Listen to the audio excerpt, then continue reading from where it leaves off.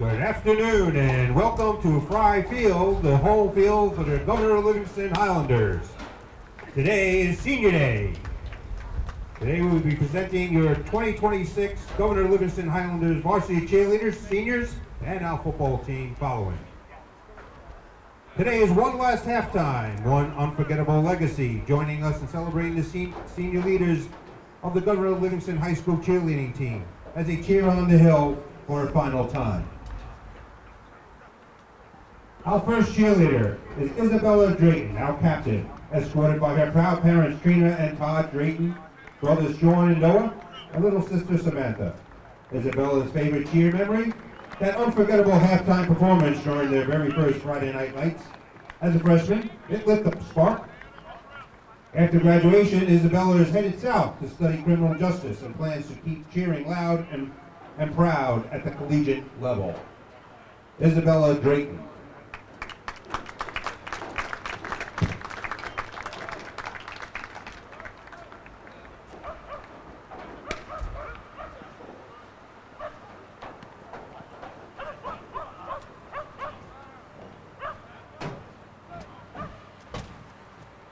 Our next cheerleader is Ava Vincent, also a captain. Ava is escorted by her loving parents, Cindy and Michael Vincent, and fellow Highlander brother John.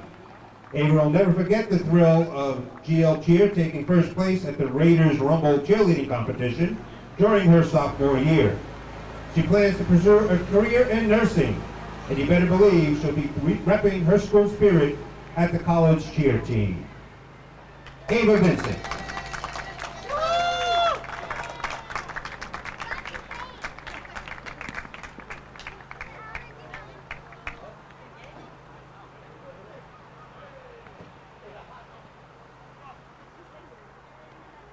Our next cheerleader is Georgia Conklin, escorted by her amazing parents Kathleen and Richard Basillo and her brothers Justin, Jackson, and Blake.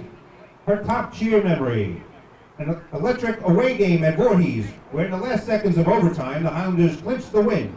It was pure magic. Georgia will always remember the moment of victory. After high school, Georgia plans to become a physician assistant, specializing in neurology, cheering on patients just like she cheered on her team. Georgia Conklin.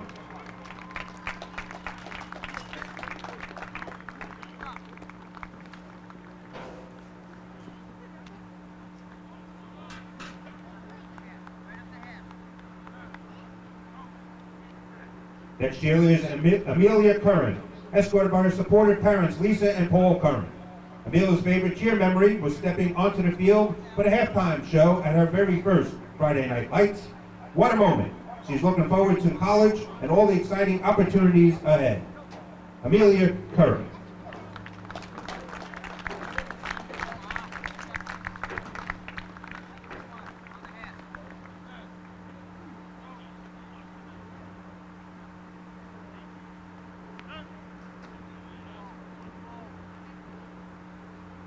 Next cheerleader is Sienna Duff, escorted by Alana and Michael Duff and sister Ellis. Sienna shines today. Her favorite cheer memory is the unforgettable energy of her senior Friday Night Lights. After graduation, Sienna plans to continue spreading her spirit and compassion by attending college to study nursing. Sienna Duff.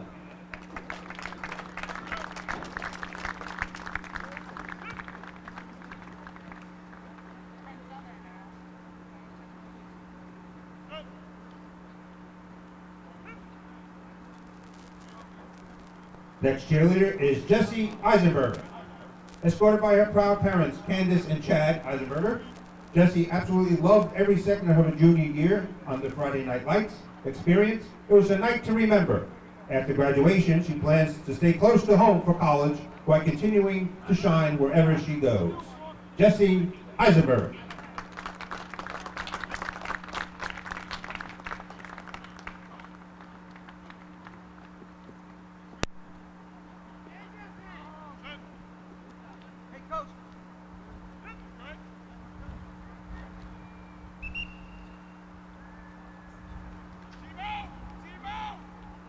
Our next cheerleader is Kaya Gross, escorted by her loving family, Mom Renee, Dad Jason, Rob Memo, and brother Evan.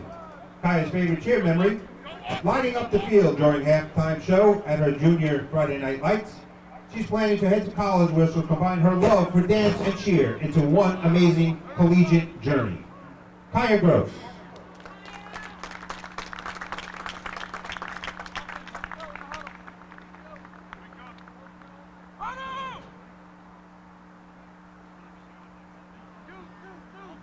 Next cheerleader is Claire Lee.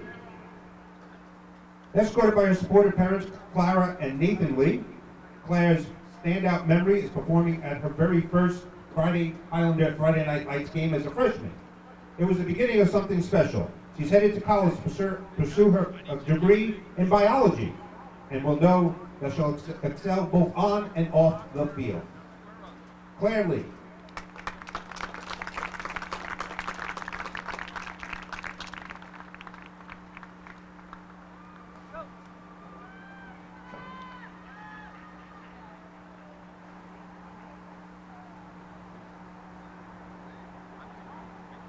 Our final cheerleader is Ava Werner, escorted by her amazing parents, Mark and Michaela Werner, and brother Andrew. Ava's favorite memory, the epic game against JFK, where GL scored 5 touchdowns. She's headed to Arizona State University in the fall. Go Sun Devils! Ava Werner.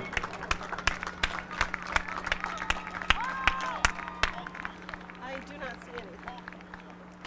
It's okay. Okay.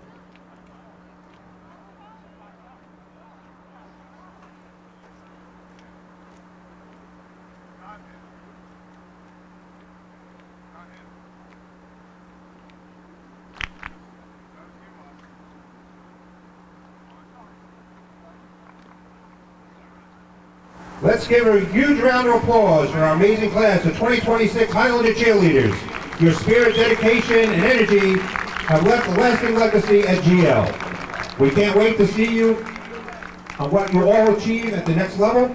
Remember, once you're a Highlander, you're always a Highlander. Congratulations to our cheer team.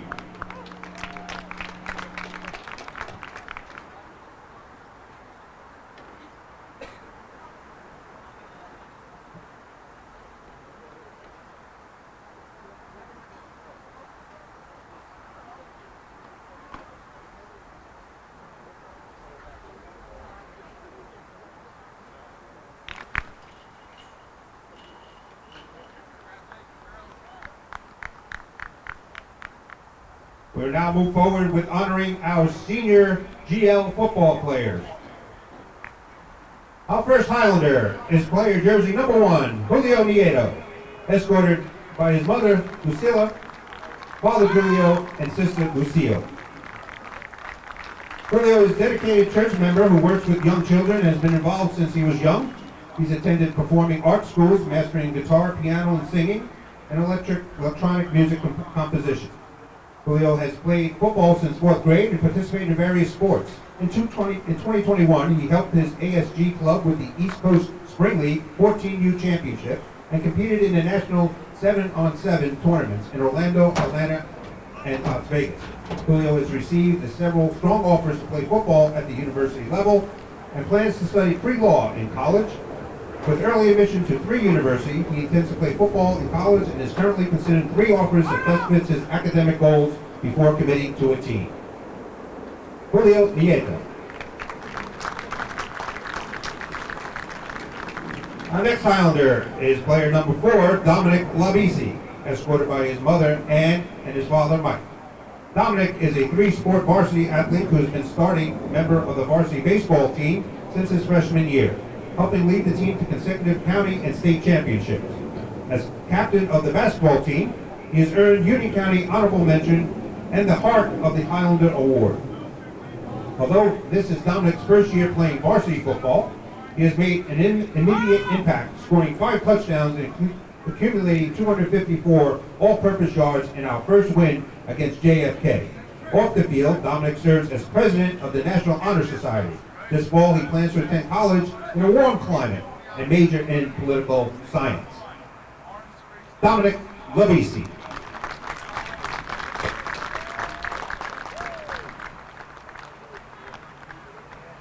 Our next Highlander is player number 5, Logan Alsika, escorted by his mother Prudence, his father Rocco, his sister Kaylee. Logan has consistently earned high honor roll recognition, excelling in advanced coursework and demonstrating strong academic achievement. Outside of academics, he has shown remarkable resilience by successfully undergoing and recovering from bone marrow transplant, demanding experience that required tremendous physical and emotional strength.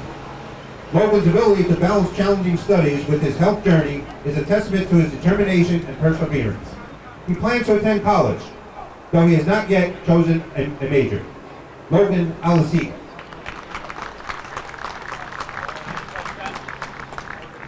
Our next Highlander is number 7, Eric Keith, escorted by his mother Serena and his father Eddie.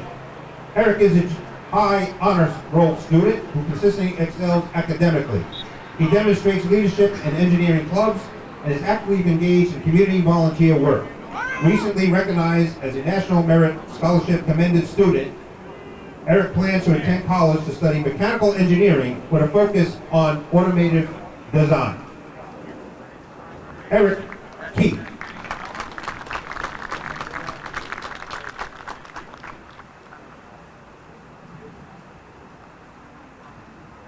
Our next Highlander is player number 8, Matt Villanueva, escorted by his mother Kelly, his father Tom, his brothers Tyler and Nathan.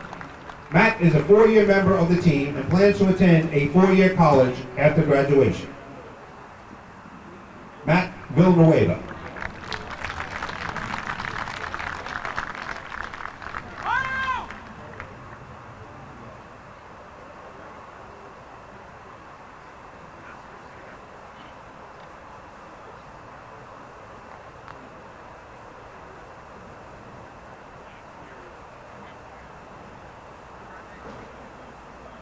Our next Highlander is number 9, Colin Cisco, escorted by his mother Chrissy, his father Mike, his brothers Dylan and Owen Cisco. Colin has been playing football since 3rd grade and has never missed a game. For the past 4 years, he's also coached PAL football. He is applying to Rutgers University and hopes to start his own masonry business in the future.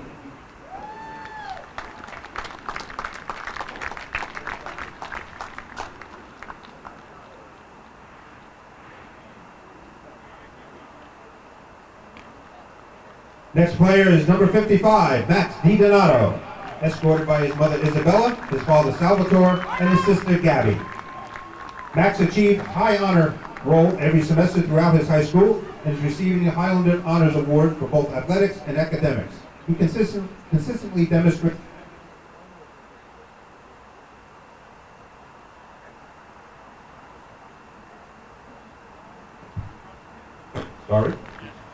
He consistently demonstrates academic excellence by taking AP courses.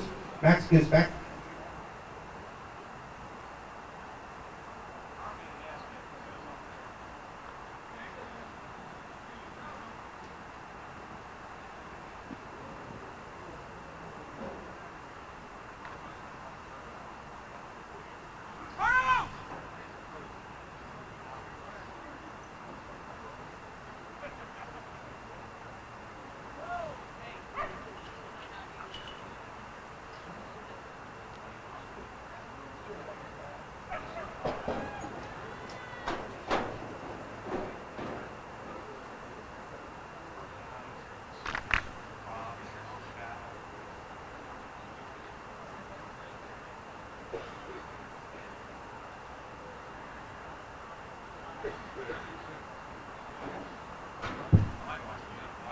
Sorry, technical difficulty. So where was I? On the field, Max is a 4-year varsity player, served as the captain. Is also a 3-year varsity lacrosse player, captain for that team as well. Max plans to attend college and major in chemical engineering and hopes to possibly continue playing football or lacrosse at the collegiate level. Max DiDonato. Our next Highlander, player number 63, John Cole, escorted by his mother Rosa, his father John, and his brother Dominic, and his grandmother Maria Tokai. John is a 4-year member of the football team and plans to pursue a career as a plumber. John Carmine Cole.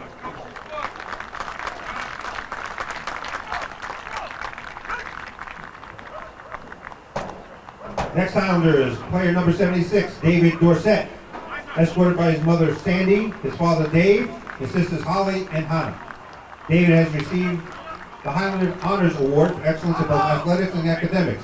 He has demonstrated versatility by playing 3 different positions on the varsity football team and serves as one of this year's captains. David plans to attend a 4-year college with hopes of playing Division I football and studying all a sports-related field. He also aspires to become a firefighter in the future. David Dorsett.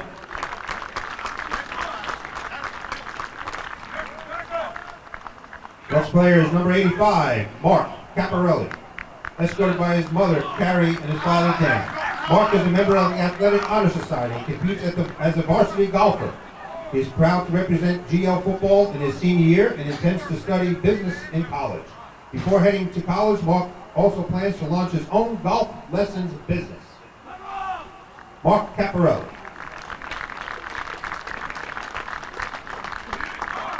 Our final Highlander is player number 99, Sean Sacramento, escorted by his mother Kelly, his father TJ, his siblings Ryan and Molly.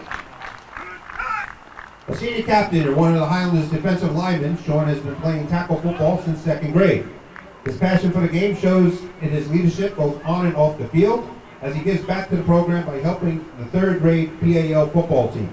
This past season, Sean earned 2nd team All-County defensive tackle, known for his toughness, dedication, and team first attitude.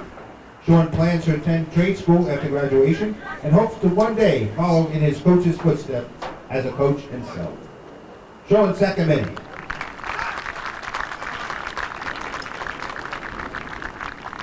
Let's give a huge round of applause for our 2026 Highlander football team.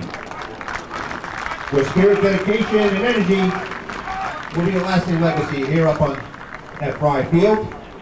Can't see what you wait to see what you achieve in the future. And remember, once you're a Highlander, you're always a Highlander.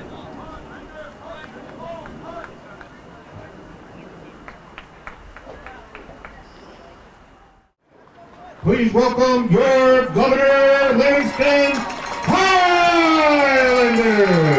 Under head coach Pete Mauricio, assistants Paul Sepp, Justin Post, Noah Torino, Vincent Gargano, and Giuseppe Capasso.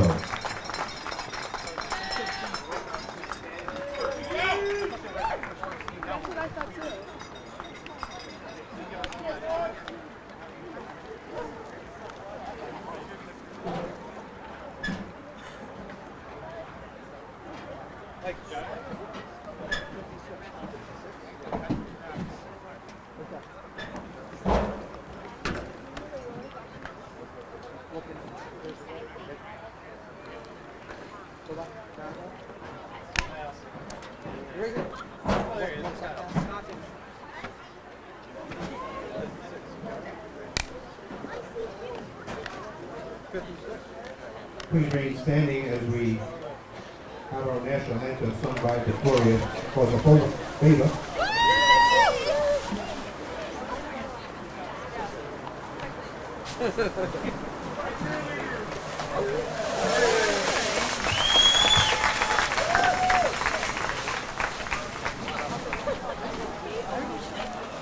Please stand for the singing of our national anthem.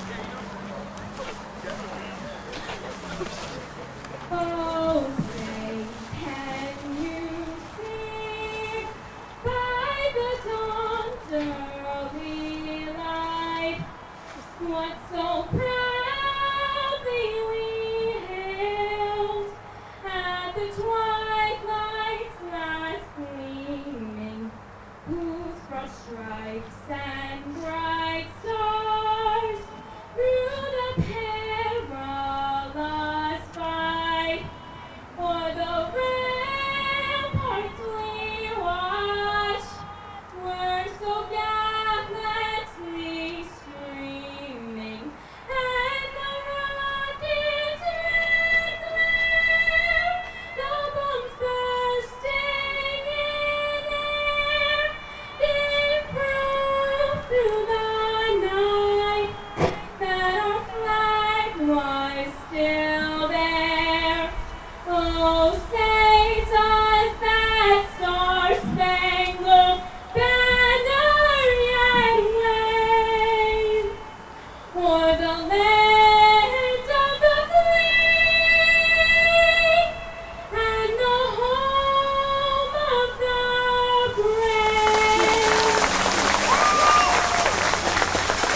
Great job, Victoria. Thank you very much.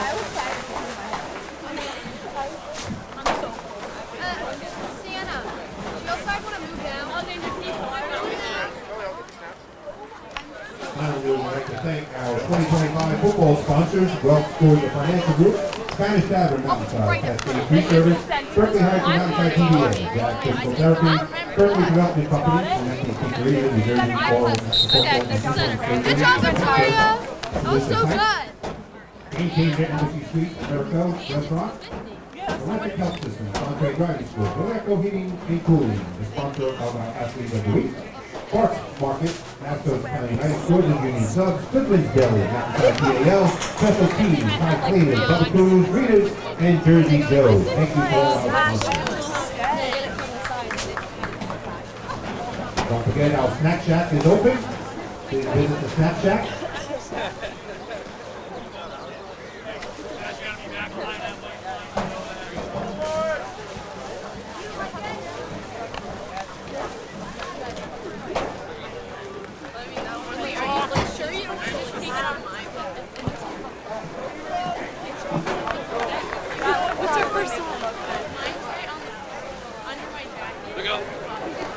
This one is closely first. We will receive the ball and open the game here at Live Field.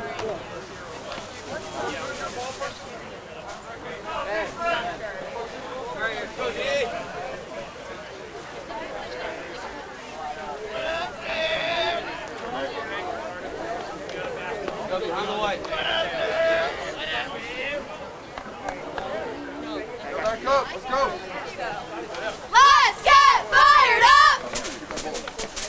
Let's get fired up. Let's get fired up.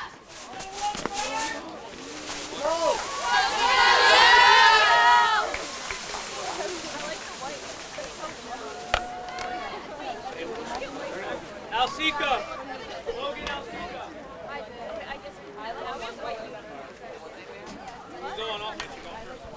Ladies and gentlemen, welcome to Fry Field here at Governor Livingston High School on the Hill. My name is Nathan Philbrick. Thank you for joining us here today for this matchup between your Governor Livingston Highlanders and the New Brunswick Zebras. You're watching on Governor Livingston High School television on YouTube and or Facebook. And we're just about ready to kick off this match. The Highlanders and the Zebras entering this match. Governor Livingston 3-5 on the season. Had a few close losses, put up a pretty good contest against Voorhees actually just 2 weeks ago. A team that's been consistently rated as one of the top teams in the state in Voorhees, and they only lost by 1 score, so pretty good contest before that. And then losing to ALJ by 1 point. An unfortunate situation, so I think maybe 2 or 3 plays go different. This is a team that could be 5-3, not 3-5, but that's where they stand currently. New Brunswick 0-8, just unable to put up a great contest against any of their opponents. They've lost by 2 or more scores in every game. So, an unfortunate season going on for them. Not much different from last season where they went winless as well, but either way, they will get the ball first, and we'll see just what they might be capable of.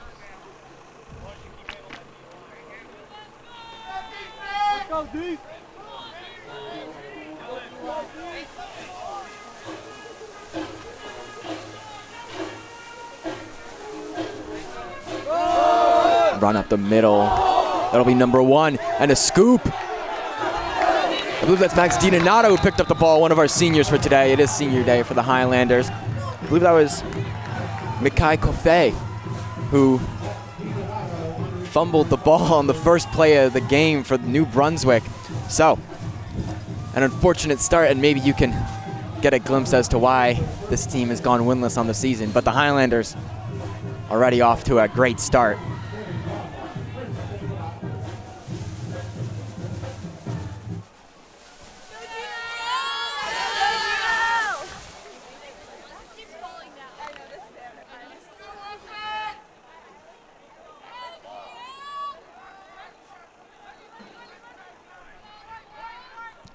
Mateo Laloya leading this offense. Dominic Labisi out for the last 2 weeks, got injured in that game against Voorhees. Not quite sure what the injury is, but either way, Elijah Garcia will be leading the rush attack for this Highlander team, and he'll get a good break there.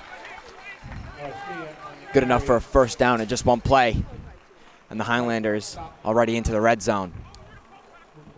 Started with great field position. And we'll see what they can do with it. No band today for the Highlanders, unfortunately, as they are getting ready to compete at regionals this afternoon. I believe they actually might already be on their way there. So either way, Tommy Fettis getting a carry here. Kind of a, I would say pseudo fullback, but he is kind of just a fullback for this Highlander team. Does a lot of lead blocking in those heavy backfield formations. But today with Dominic Labisi out, he'll be getting a bit more action.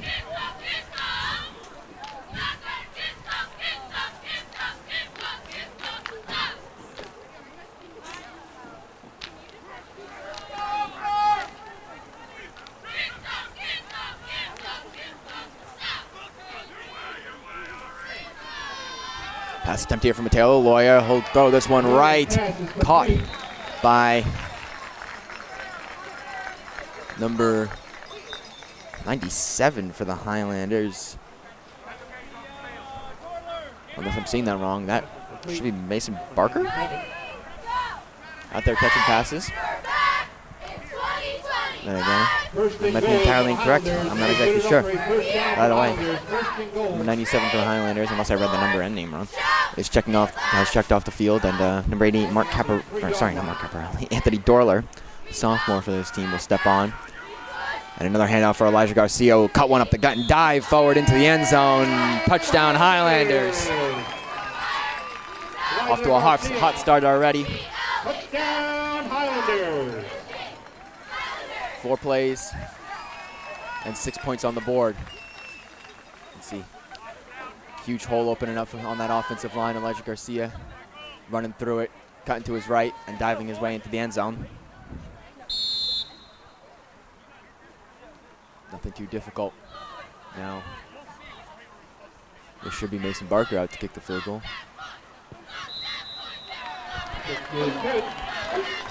Unless, actually, number 5, that would be Logan Alsica. Or Alsica, apologies, with the extra point. So, not Mason Barker, I guess. Senior day. Should let the senior kick the extra points. But the Highlanders with a 7-0 lead early in this game, just not even 2 minutes gone. Hot start, and New Brunswick will get the ball and try and improve on whatever happened to be the last drive. Just one play and a fumble scooped up by Max DiDonato. So I'm sure getting to 2 plays would be an improvement on that, but I'm sure they'd like to maybe put up some points.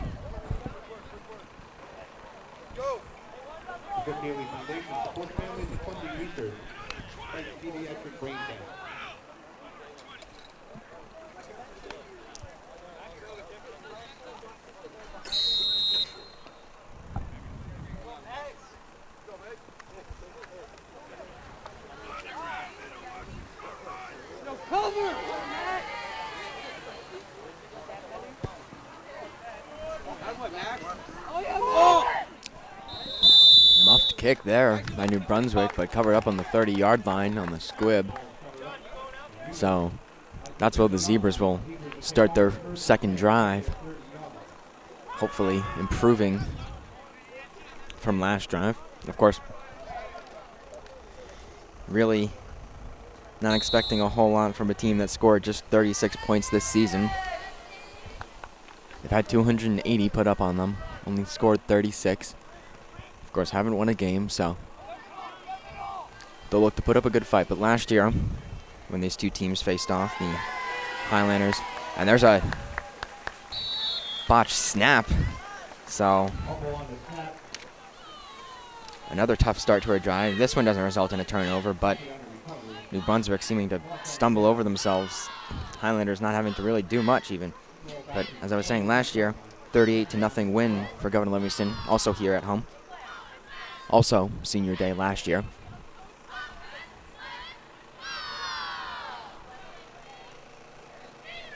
the Highlanders looking for another win. I believe, although it is not on the schedule yet, they will have a postseason consolation game against Metuchen. Last year, their postseason consolation game was against ALJ, or sorry, not ALJ, against Scotch Plains Fanwood. As Coffey will get another handoff, will take this one out to the right and eventually be brought down for a gain of nothing. Actually, should be, or looks to be, a loss of about 1 yard. So 3rd and 11 for the Zebras. Highlander defense, mainly seniors right now. Of course, typically, this team hasn't been so senior heavy. The roster isn't particularly senior heavy. They're relying on a lot of sophomores and juniors. Their offense is mainly led by 2 sophomores and a freshman, Mateo Laloya and Colin Hughes, the two system quarterbacks for this team, and number 28, Elijah Garcia, one of the running backs for this team, along with Dominic Labisi, but he is out, and that when a pass thrown into the dirt from the Zebras. So 4th down and 11, and the punt team will come on for New Brunswick and boot this one away and give the Highlanders a second drive.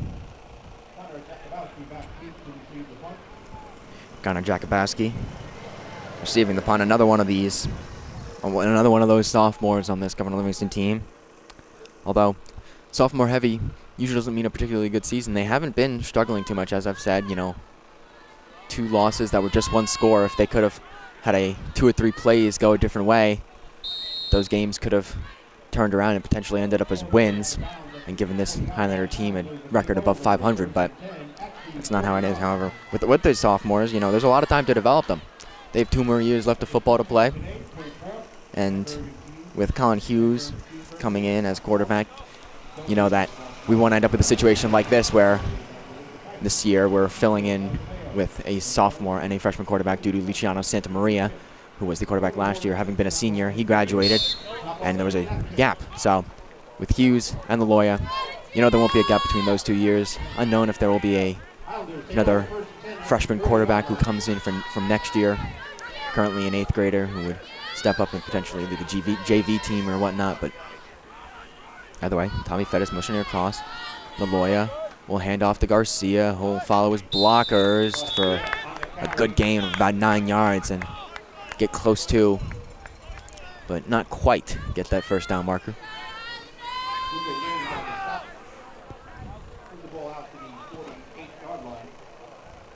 This Highlander offense, very run heavy. Coach Vermicio, this is 4th year coaching. Coming into this season, he had a record of perfectly 500 in his career. He had a season where they went 400, a season where they went 600, and a season where they went 500. And here's an end around for Tommy Fettis, who will find a gap and run down the right sideline. Just barely caught by number 16. I have to find on my roster. Number 16, Alex Burkett, just barely running down Tommy Fettis. So Highlanders will get into the red zone from their own territory. A huge gain there for Tommy Fettis. Definitely the biggest run play of his career. Not often fullbacks get to rip long runs like that, so I'm sure he's happy. The Lawyer will hand off to Garcia again. Will be caught near the line of scrimmage by number 23, Bradley Romero. But he'll still, or looks like he'll still get a gain of about 1 or 2. Or not, it'll be 2nd down and 10 still. No gain for the Highlanders. The Lawyer will stay out there. Tommy Fettis on that far side of the formation.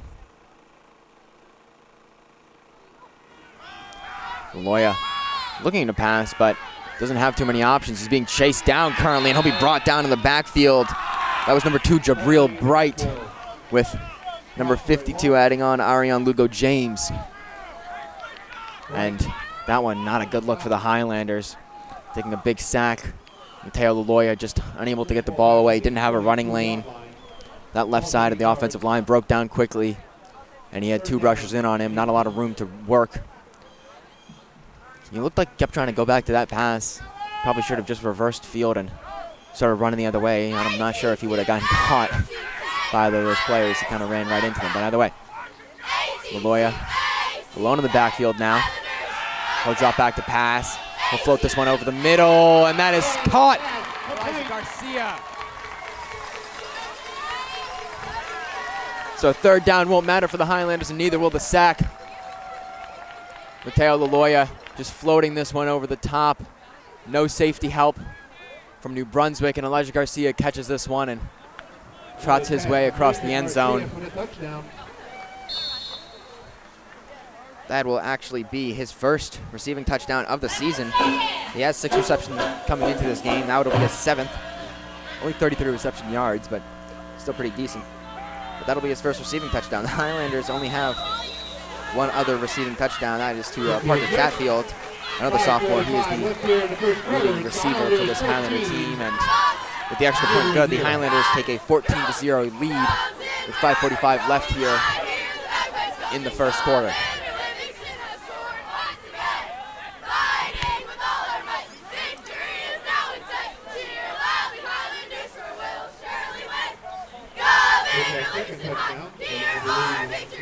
Fighting, cheering, we shall win for you. Rah, rah, rah, drums in our armor drumming. I hear the bagpipes coming, coming. Livingston has scored once again.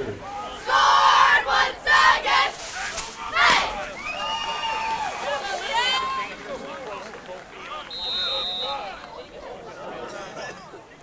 So the Highlanders' 2nd score of the game. Still not sure who it is kicking off for the Highlanders. Can't quite see the number. But that one, a good squib, but unfortunately will go out of bounds, and that'll draw a flag. Kickoff out of bounds. I'll move the Zebras up, but they'll have to turn something around. A fumble on the first drive, 3 and out on the second drive, and the Highlanders have scored on their first 2 drives. So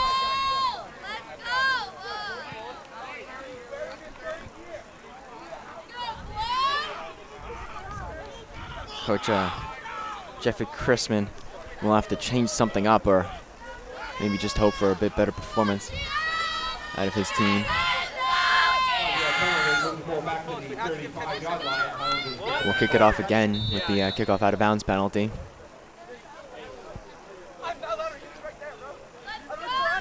Maybe we'll have to put this one down the middle, and that is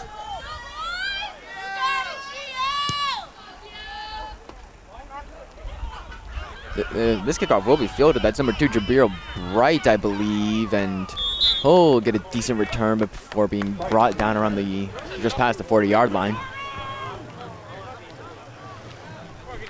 Looks to be about the 43, maybe the 44. But either way, better starting field position for the Zebras. As I said, they'll look to turn something around, maybe get a bit better of a drive going, get some momentum. Really, any bit of momentum, any bit of positive gain could help them. They haven't actually had a positive yard, I don't believe. So, positive gain, what they're looking for first, then maybe a first down, and then maybe a push into Highlander territory. And talk about a positive gain, that'll be a nice one. Yo, keep the energy up! Keep the energy up! That was number 28 on the rush, I believe. Mota. One of the running backs for this team. Of course, going into this game, the Zebras don't have huge gains on the stats. Only 165 passing yards from them, although Highlanders don't have much more, but the Highlanders aren't a very pass-heavy offense. But in the rushing category, only 585 total yards across the entire team for New Brunswick. The Highlanders looking at 1,354. But here's another decent rush for New Brunswick, and that one will be enough to move the chains, so that one, first down of the game for the Zebras. Just over 5 minutes in.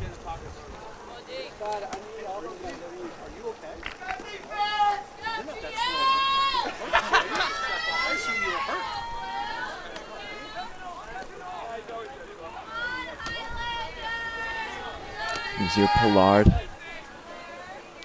In a run heavy formation, he'll look to take it himself. He'll go up the gut, but he'll run into a wall of Highlanders and get a gain of maybe one if the referees are generous.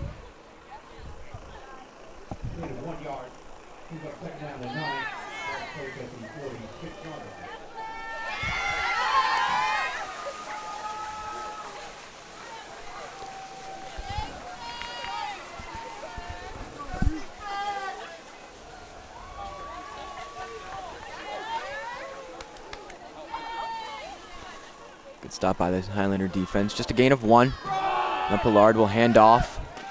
This one to number 28.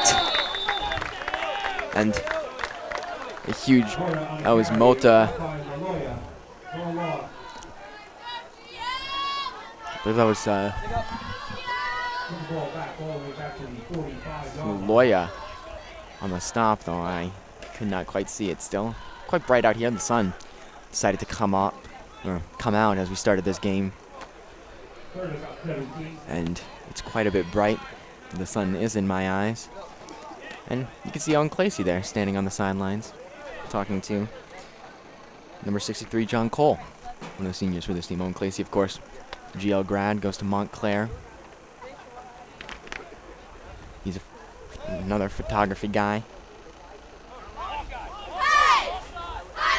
Did some work with the Montclair football team, Montclair soccer, worked with FC Moten of USL 2, but here's Jabril Bright rolling out to the right, looking far downfield for a pass, and that one out of bounds.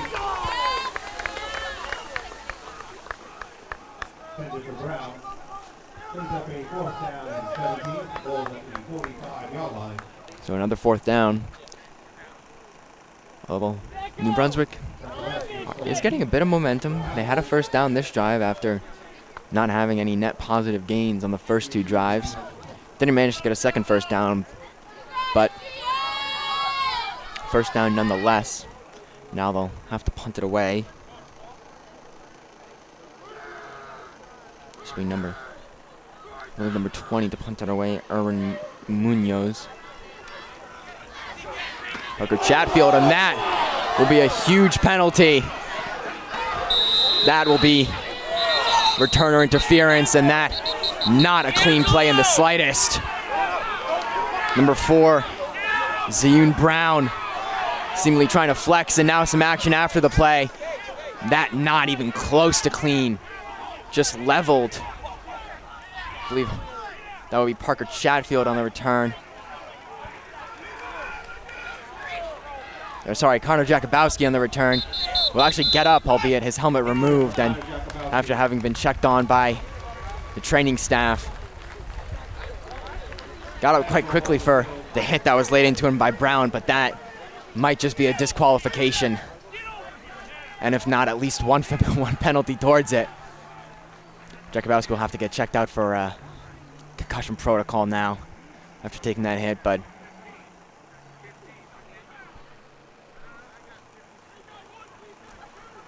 referees, I believe, considering what the implication of that is. I'm not sure what the rule is at the high school level, though. At the higher levels, I believe that would just be a 15-yard penalty. And you can see kind of Jakubowski walking along the sideline. Of course, we're all hoping he'll be okay. Took a big hit, but did manage to pop up from it. Doesn't look worse for wear, but not quite sure until they run the full battery of tests on him. There are 3 fouls on the play. 3 fouls. The first is kick-catching interference on the offense. That's going to be 15 yards from the end of the run. That'll put it at the 44. We then have a dead ball taunting on blue, a dead ball taunting on white. They will offset. Okay? First and 10 at the 44. So, one kick catch interference penalty. That'll be a 15-yard penalty for the Highlanders. They'll start at the 44. No penalty for targeting, despite what it looked like and, you know, what you heard. It sounded like a pretty hard hit and did not look like it was anything lower than helmet to helmet, but no penalty for targeting. Does draw the flag for kick catch interference, but there's also two after the play fouls, both offsetting, one against the Highlanders and one against the Zebras. So, GL will look to start off this drive with pretty good field position. Maybe look to put a third score on the board. Colin Hughes in to lead this drive, number 12 in the backfield. Actually alone right now in that backfield. Elijah Garcia will motion behind him and he'll hand it off. Elijah Garcia will get a hold of the outside, finally be brought down just short of the first down. A set up for second and medium. Jet touch pass there. Hughes also kind of faking for the keeper to the opposite side. Did draw a bit of attention, but not enough to affect the play majorly, I don't think.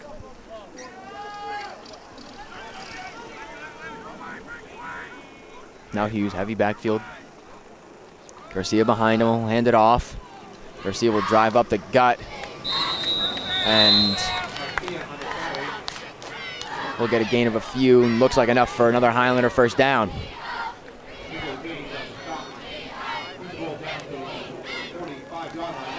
And it will be. Highlander, first down for the Highlanders. Ball placed at the 46-yard line. First and 10.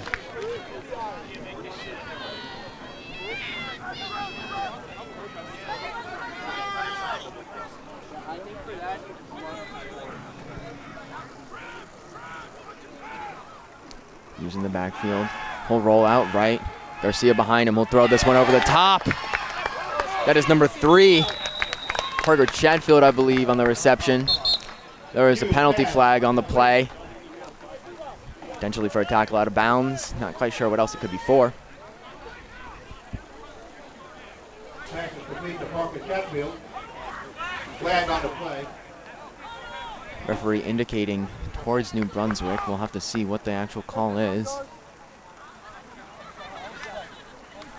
Dead ball foul, personal foul on the defense, half the distance, first and goal at the 10. So, personal foul against the Zebras. That'll put the Highlanders into the red zone and it'll give them a Penalty is against the first and 10. That was a personal foul. Move the ball down to the 10-yard line. Moves it down to the 10-yard First line. and goal for the Highlanders at the 10-yard line. So another quick drive for the Highlanders. Still a minute left in this first quarter, and the Highlanders will look to put up a third score on the board. Another heavy backfield set. Now, Mateo Laloya acting as a running back. And he'll get a modest gain up to maybe the 6-yard line before being swarmed and brought down.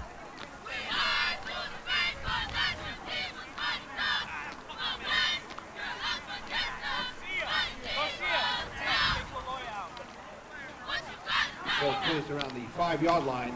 Second and goal from the 5. That was a 5-yard pickup from Lanoya.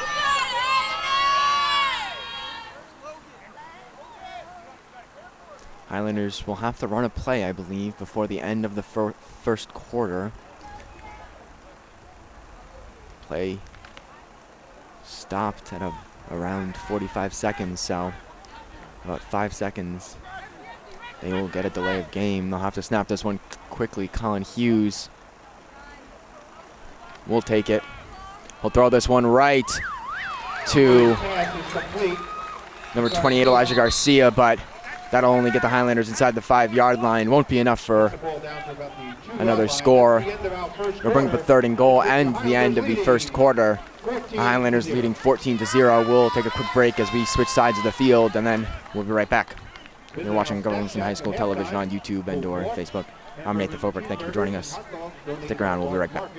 Chicken fingers donated by Delicious Heights. Pizza by DeMayites. Mozzarella sticks.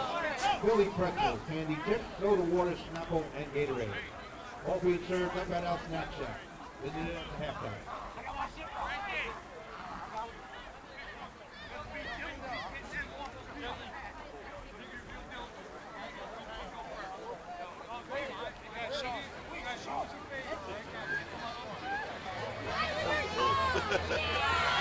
Oh! Let's go, Highlander!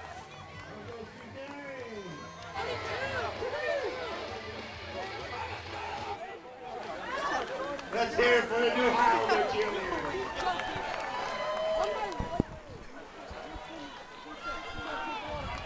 Interesting there. I believe that is the Governor Livingston High School athletic director, Mr. Hendricks, taking part in a cheer stunt with the Highlander Varsity cheer team. Quite interesting, but either way, the Highlanders 3rd and goal on the 1 yard line. They'll look to put in their 3rd score of the game. Already up 14-0 on the Zebras. They've had a pretty decent game, haven't had any drives stopped without scoring, and Sean Sacamani will get the ball, and he'll try and run forward, but I don't believe he was able to push through the pile. A touchdown! Never mind. Fell onto the pile and evidently pushed forward just enough to constitute a touchdown. Actually, a wildcat formation. I didn't notice that, but Sean Sacamani playing quarterback. Evidently, his teammates pushing him just over the boundary with ball in hand, and not often you get to see one of those defensive linemen. A big man touchdown. You always love to see it. So the Highlanders up 20-0, 21 pending the extra point, and now I'll have to go block for the extra point. So this Dominic Labisa there for a second, number 4. Out. The wildcat formation. Quarterback replaced by Sean Sacamani, I suppose. Luccio's got a few tricks up his sleeves, and kick by Logan Alsica is good. So 21-0, the Highlanders lead. Just 10 seconds in to this second quarter, and I think they just reset the clock by accident. 11 minutes should be on the clock. Mendy's Pizzeria, New Jersey Oral Macrovocal Implant Surgery in Brandsburg. Delicious Heights, Game Changer, Embassy Suites, Miracle Restaurant, Atlantic Health System, Contrae Driving School, Coleco Heating and Cooling, our sponsor of the Athlete of the Week, Parks Market, Nastro's Academy, George Union Subs, Goodman's Deli, Mountainside TAL, Special Teams, Tide Cleaners, Summer Cruise, Rita's, and Jersey Joe's. Thank you to all our sponsors of GL football.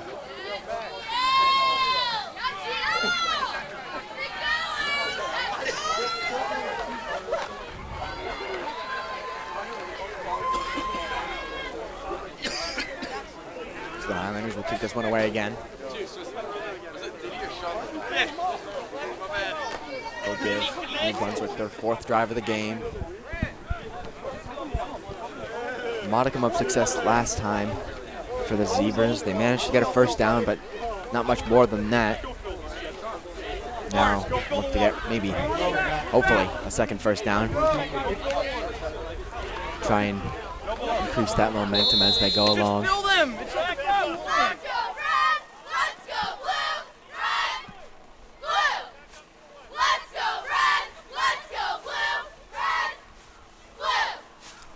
This one fielded by Ian Brown.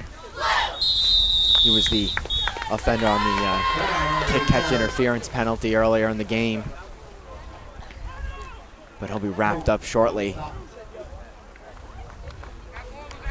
at what looks to be about the 36-yard line. So the Zebras will start inside their own territory.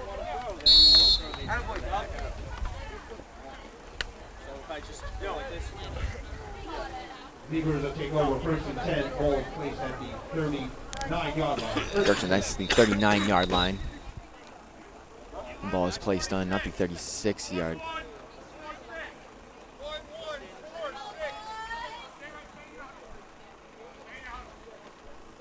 Referee's making sure the clock is set right.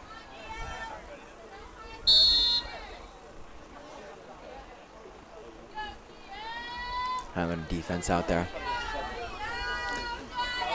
A lot of seniors, still some sophomores. Parker Chatfield bringing up that over top safety spot, although he's not particularly high up the field. Evidently not expecting any pass plays, and that is what they'll get as Moda on the carry, and he'll be wrapped up quickly for a gain of maybe only one, and man down on the field. So referee's timeout, Max DiDonato on the stop.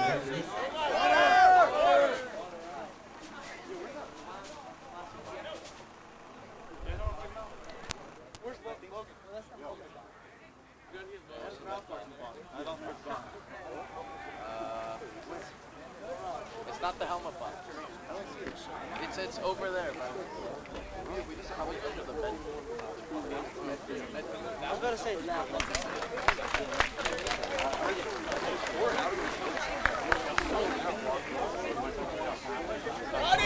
Not you! Second down at 9. Almost at the 40-yard line. So, second down and 9 for the Zebras.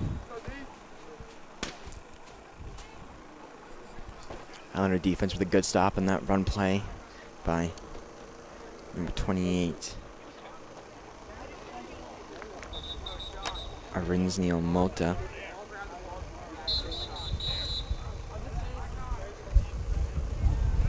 Arisneil Mota, apologies. So second and 9.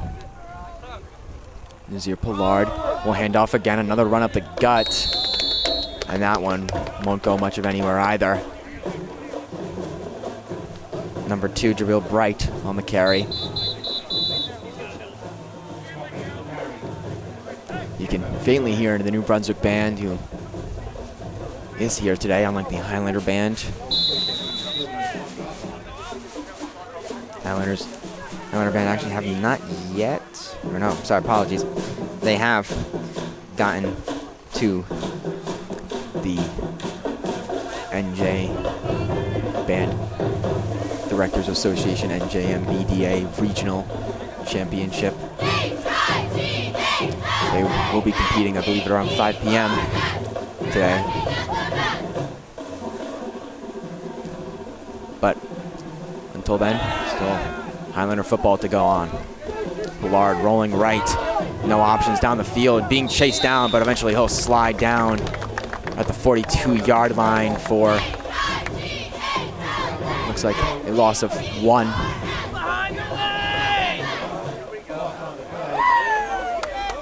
Loss of just 1, and that will bring up the 4th down, so another punt forced by the Highlanders.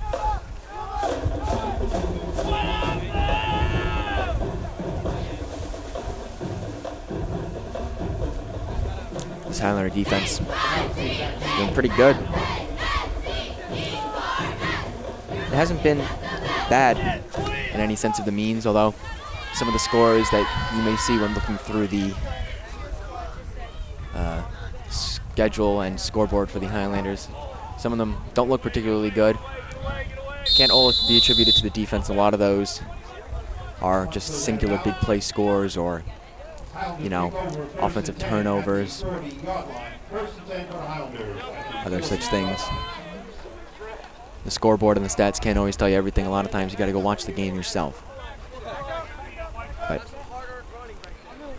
luckily, with Governor Livingston High School television, you can always do that, watching every single Governor Livingston High School football game at home, at least, here live at whatever time it may be, whether it be our Friday night light game, our yearly Friday night light game every Friday around mid-October, or mid-September.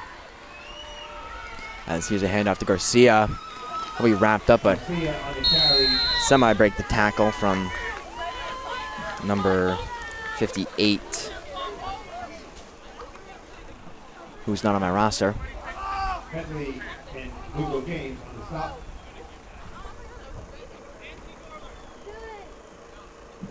Gain of 2 yards, brings up second down and 8. By the way, second down and 8 for the Highlanders. I don't have number 50. Apologies, that's not number 50. That is number 50. That'll be Michael Galindo. Highlanders, another heavy run formation. They'll hand this one off. I believe this is Tommy Fettis again, breaking to the outside. He'll break one tackle, driving into contact on another, and finally stumbled down around the 35-yard line. Looks to be about a 37, so first down for the Highlanders from Tommy Fettis. So Fettis putting in the work today as the wind picks up quite a bit here. Still quite sunny out. A decent day. Of course it is. Mid to late October, depending on what you consider the 26th. But I consider it late October. We're getting into the fall. It's getting windy, it's getting a bit chilly despite the sun, and I'd say it's the perfect condition for football. There are leaves falling all around me, actually. Colin Hughes in. We'll motion Tommy Fettis across the formation. We'll take this one. Look to run now. Didn't have any options. We'll get a gain of a few after driving through contact, and that'll set up second and long for the Highlanders.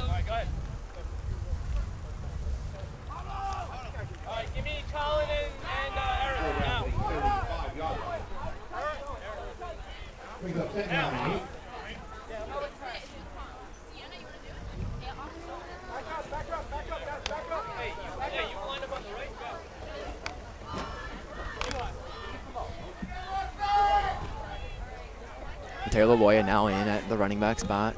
Behind Hughes, Tommy Fettis to Hughes' left. No extra men on the line. We'll hand off to Laloya, who will have a decent hole, but that'll be quickly filled by number 23, Bradley Romero. But still, a gain of about 2 for the Highlanders. It'll set up a third and medium. Maybe another pass play having to come out here for the Highlanders. Colin Hughes, of course, is the leading passer for this Highlander team, although not by much, only 10 more yards than Mateo Laloya. 173 for Hughes to 164 to Laloya, of course. Hughes does have the only passing touchdown for the Highlanders. But no pass here. Instead, it'll be a handoff to Laloya, and he'll be solidly stopped. Not sure who was on the hit, but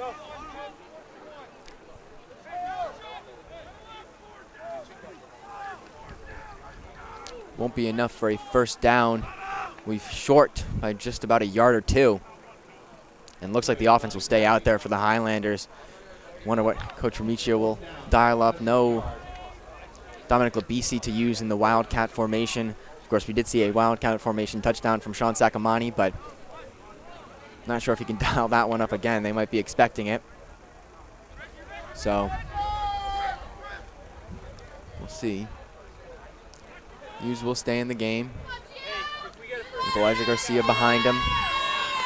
And he'll draw an offsides. Well, it looks to be an offsides. It will be, so 5 yards and a first down for the Highlanders. Highlander, first down, Highlanders. Yes, I'll draw play there. Not sure if the Highlanders were actually intent on running a play, but either way, they got the first down, whether or not they had to run the play. So they'll have a new lease on life with a new first down into Zebra territory. Close to the red zone.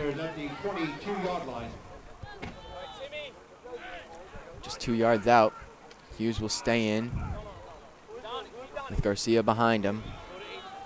We'll hand this one off to Garcia, who will find a hole and eventually be swarmed and brought down. Garcia on the carry. Hughes on the stop.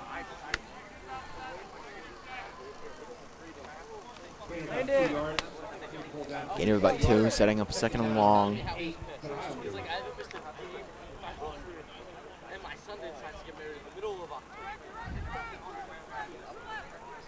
Same backfield. Michael Donahue out to the right. close to that offensive line, probably looking to be a blocker, and it'll be a wide receiver screen to that's number 2, Mateo Laloya.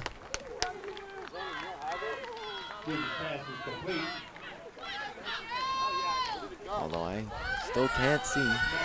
Correction, that is a wide receiver screen to number 3, Parker Chatfield. Doesn't go for a lot, maybe only a yard or 2, but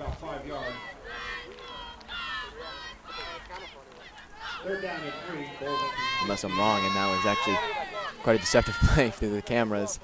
Gain of about 5. Instead, set up a 3rd and short for the Highlanders. And now a heavy backfield formation. Tommy Fettis back in.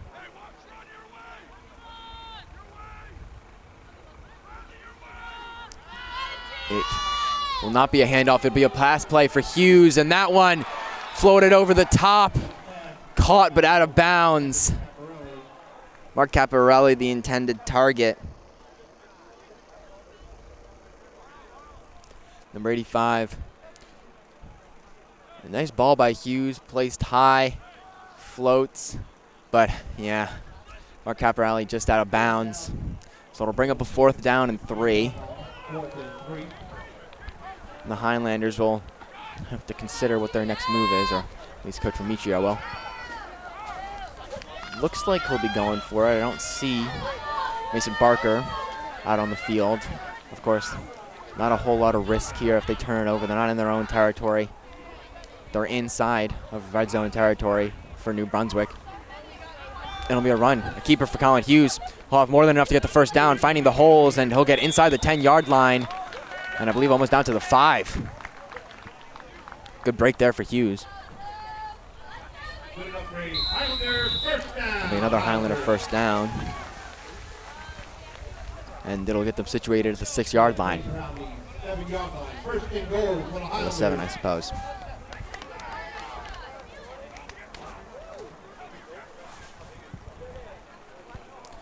Three minutes just over left until halftime. The Highlanders up 21-0 on New Brunswick. It's been a decent game for the Highlanders. They've had 3 drives and 3 scores. This is their 4th drive, looking for a 4th score.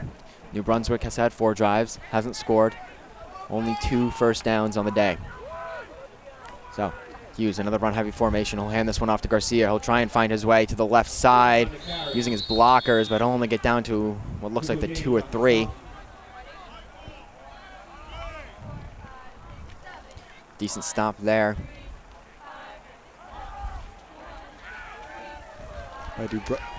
by New Brunswick, and it'll be a 2nd and goal.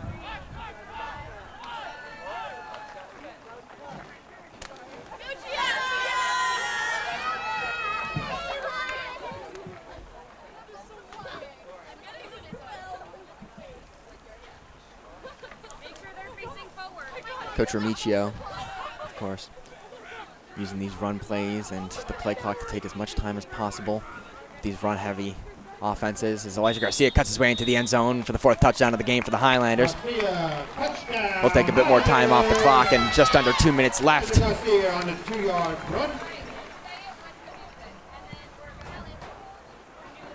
Beautiful hole developing there on that right side of the line. Or actually just outside the right side of the offensive line. I think that was Mark Caparelli being that blocker in that outside gap. So 1:56 left. Well, 1:56 will be left for the Zebras, as there is the 4th extra point of the game for Logan Alsika. Apologies. 28-0 is the score. The 28-point lead for the Highlanders. And New Brunswick not able to put a point up, of course, last year. New Brunswick also not able to put a point up in this game. The final score was 38-0. But this one might be a bit higher. Coach Remicchio maybe taking out a bit of the frustrations of a few close games that could have turned around the season on this New Brunswick team. Of course, Dominic Levisi, this might actually be a bit higher scoring, but unknown what his condition is. Evidently not playing, but Not sure if he will be available for that away game at Metuchen for the postseason consolation game next week.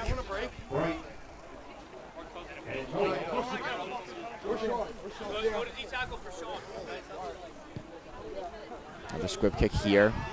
This one fielded by number 4 Brown, and he'll be brought down around the 46-yard line. So decent, will be a decent starting position for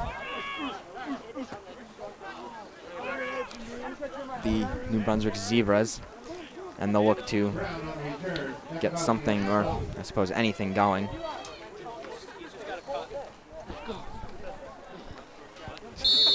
Zebras take over 1st and 10. The ball placed at the 45-yard line with 1:50 left here in the second quarter. Only two first downs for this New Brunswick team up till this point. They've got about 2 minutes to change that and maybe get a bit of momentum going into the half. Although that might be unlikely. Nazir Pollard rolling out to the right, looking for a pass. That one will be caught out of bounds, but a flag flying in from the sideline, I believe. Potentially for a hold based on the fact that it looks like this ball is coming back.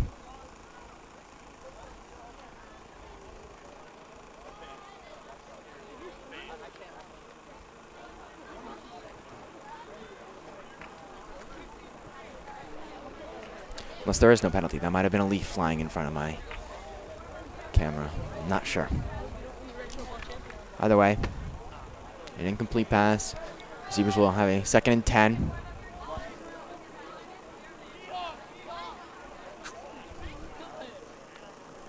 Pollard with Zune Brown to his right.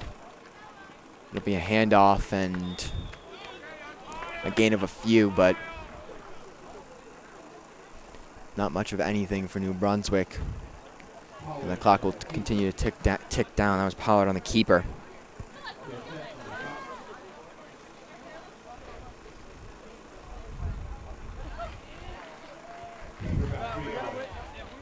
Gain of 2. Supposedly so. 3rd and long for New Brunswick. Coach Chrisman trying to find something that'll turn around his team's fortunes. Although it looks like he's tried to pull everything he can out of his bag of tricks. He's tried pass plays, he's tried run plays, he's tried keepers for the quarterback. Pollard will try a screen play now to number 28, Mota, and he'll get a decent gain, but finally be knocked out of bounds.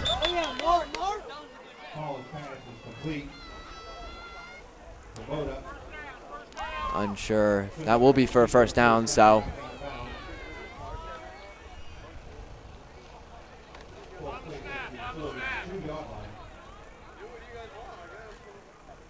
New Brunswick will have a 1st down.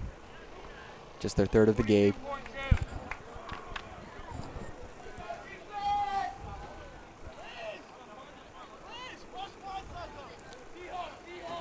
Clock stopped with the out of bounds. Another handoff play here from Mota. And he'll be quickly picked up and dropped to the turf.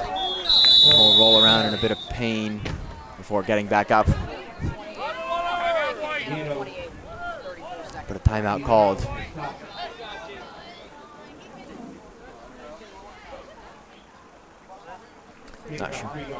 Not sure by which team, but timeout called. So with 33 seconds left on the clock, both teams will go over their own strategies and I suppose what play they're running next.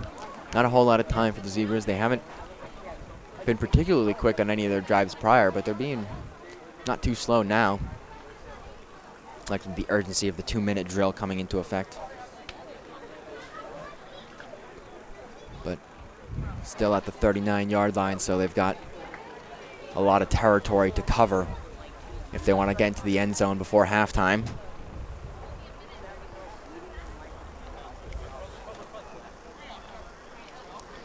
No field goals attempted from this New Brunswick team on the entirety of the season, 8 games, no field goals.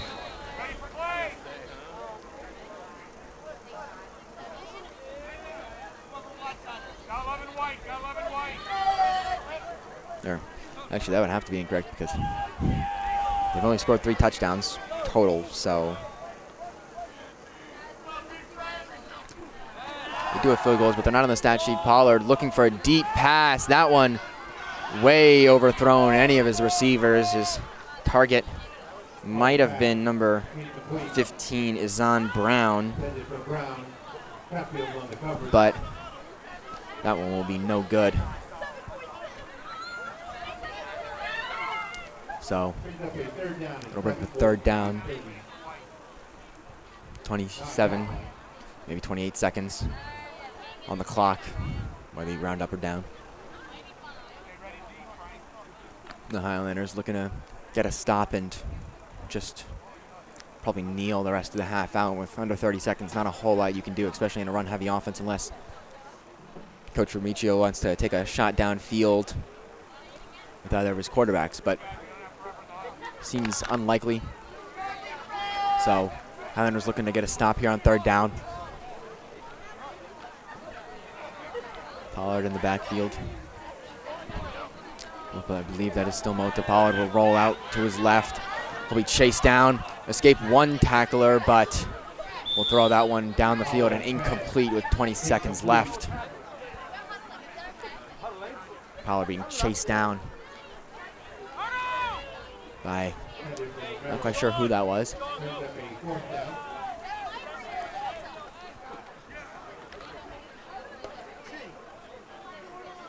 But a 4th down now for New Brunswick. So another stop and no points on the board. New Brunswick will probably look to punt this one away, although I'm not quite sure yet. They don't look to be taking any kind of formation.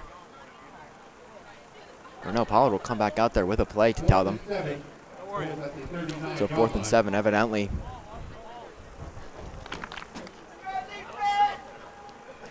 The risk might be worth the reward for the Zebras. Coach Chrisman telling his offense to stay out there. We'll see if they can convert this 4th down. Pollard rolling out to the left once again. Being chased down, and that one in and out of the hands of number 2, Jabril Bright. Could have converted the 4th down, but instead a turnover on downs and 14 seconds left for the Highlanders, which they'll probably just kneel out. So Pollard being chased down by David Dorsett, and maybe looking at a bit of pressure in front of him, trying to get that ball away quickly. But he'll still throw an incompletion. The Highlanders will take over.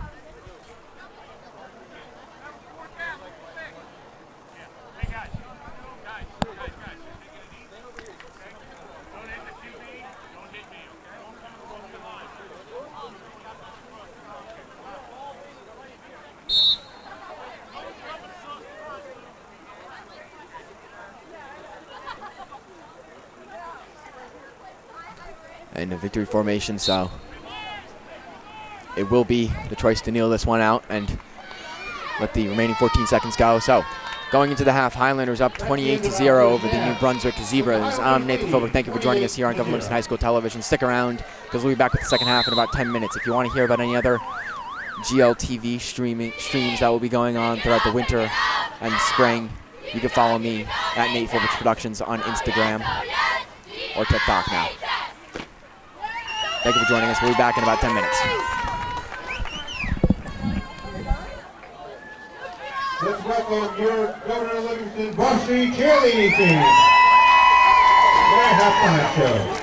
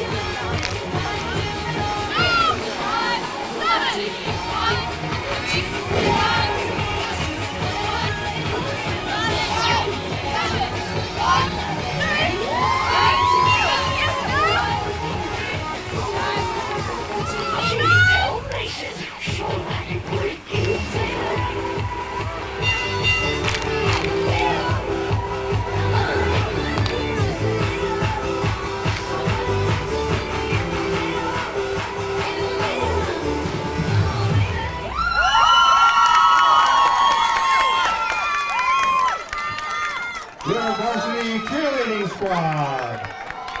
Outstanding. Thank you.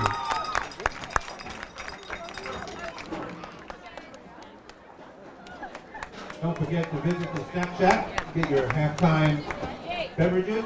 Get your sandwiches, pulled pork, hamburgers, cheeseburgers, hot dogs, donated by Bart. Chicken tenders by Delicious Ice. Pizza by DeMayo's. Look around sticks. Philly pretzels. Please welcome back your Governor Livingston Highlanders.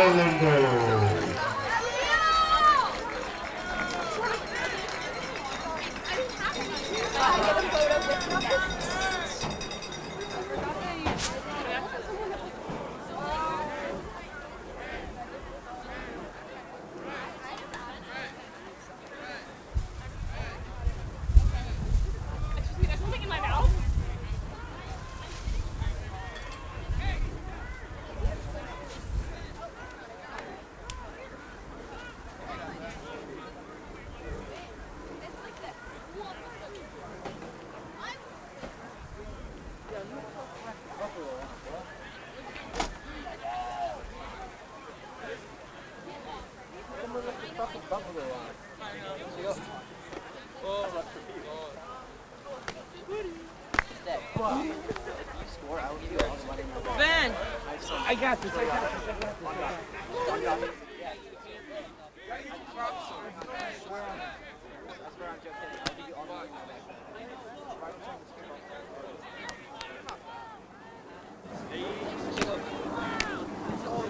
I'm actually not gonna go down. Crystal, let's take time. No. I'll turn my own. What the fuck is Timmy doing? No, I'm blocking it. Timmy, what the hell are you doing?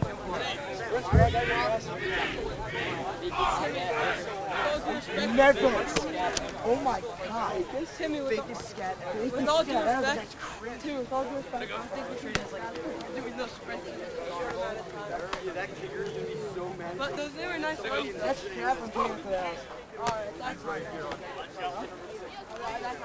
You say that, but I believe it. Ladies and gentlemen, welcome back to Fry Field. My name is Nathan Philbrick. Thank you for joining us here today for this matchup between your Governor Livingston Highlanders football team and the New Brunswick Zebras. We're just about ready to kick off the third quarter, and coming out of the half, the score is currently 28-0 with a 20-point lead in favor of the Highlanders. Highlanders coming into this game were 3-5.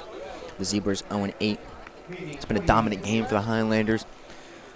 Just able to run all over the place. They've had 4 drives, 4 touchdowns, and New Brunswick has not seemed to have an answer.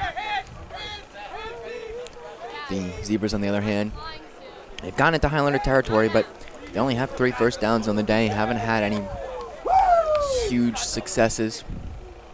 They've had some decent run plays. Dialed up a screen or a bit later in the second quarter that went for a decent clip, but no continued or sustained success that would allow them to score a touchdown and put any kind of points up on the board. The sun also now out here in full blast. The Highlanders will get ready to receive, I believe.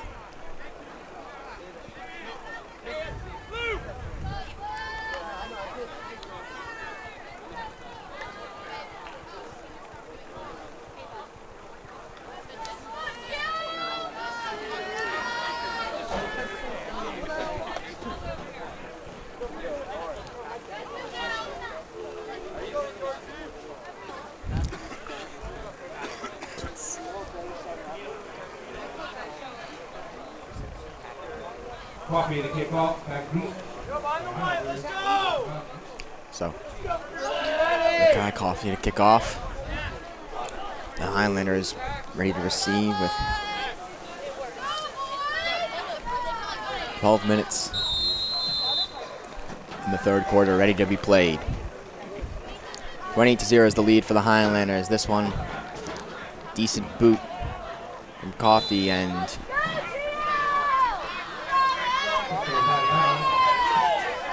that kickoff will go out of bounds around the 35-yard line, it looks to be. Potentially just past it. Highlanders will take over, 1st and 10. Ball will be placed at the 35-yard line. Or no, First and perfectly 10 on the for 35-yard line, or maybe not. And the Highlanders will take to the field. Mateo Laloya will start in command of this offense. Of course, Highlanders sticking with their 2-quarterback system. Laloya and Hughes taking alternating drives. Hughes took the last one of the second half, of the first half, and now it's Laloya's turn. He'll hand it off to Elijah Garcia. Elijah Garcia will find a hole. He'll get a first down and more, and finally be brought down after a gain of probably about 16, maybe a bit more than that. But he'll get into Zebras territory in the first play of the game. First play of the second half, apologies. And the Highlanders will have a first down off the bat.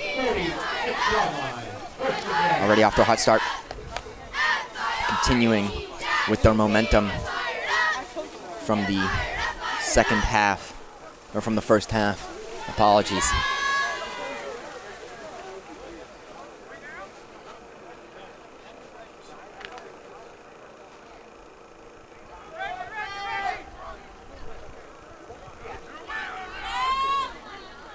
Laloya with Garcia behind him. That should be a fake with, that's number 25? Logan Stack? Logan Stack on the carry, yep.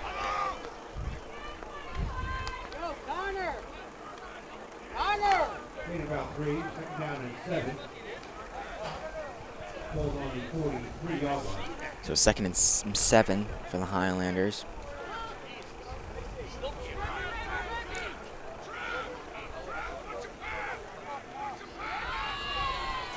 Laloya motioning Kami Fettis across the formation. Now handing off to Garcia. Garcia, he'll find a hole, has blockers ahead. Nice outside block set by Julio Nieto, trying to go for a punch out with Jabril Bright, but all he succeeds in doing is tripping Elijah Garcia up, but we'll get to the 20 before then, giving the Highlanders a first down. First down, Highlanders, ball placed at the 20-yard line, 1st and 10. The Highlanders will start their next drive from this 20.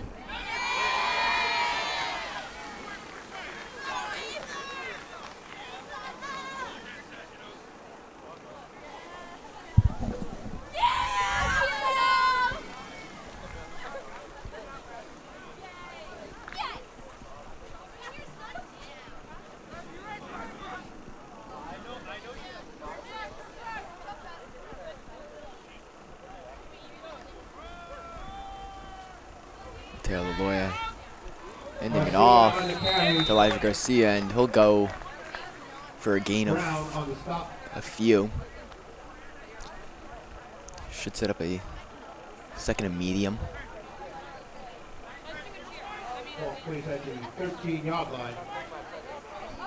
Already inside the red zone, the Highlanders. With just two and a half minutes roughly off the clock. Just over 9 minutes left.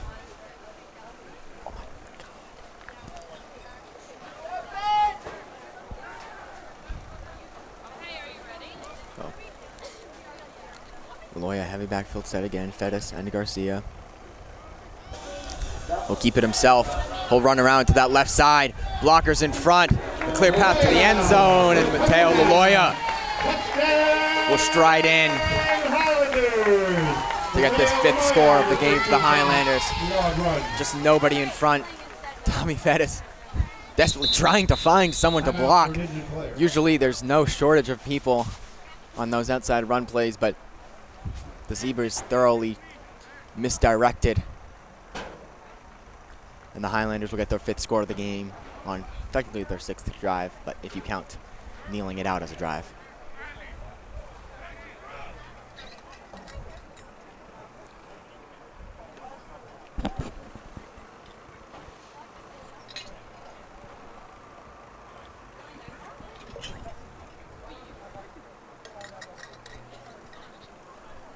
Good.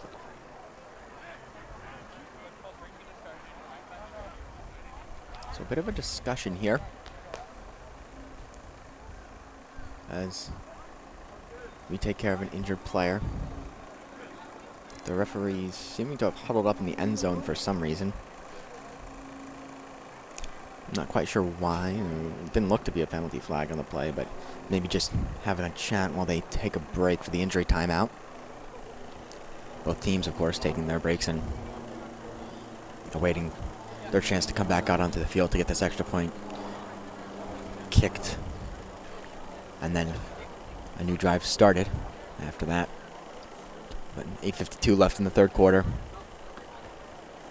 Just over 3 minutes into the second half. Not a whole lot to say. Pretty good drive from the Highlanders. Drove down there solidly as our injured man will make his way to his feet and off the field. So we'll get out here shortly. But back to my thought that I did not complete. Highlanders opening up the second half with a good amount of energy, kept that momentum, burned away that clock. Even with as few plays as they had, still managed to burn off 3 minutes. Just over. Of course, that's what kind of comes with a run-heavy offense like that of Pete Remigio.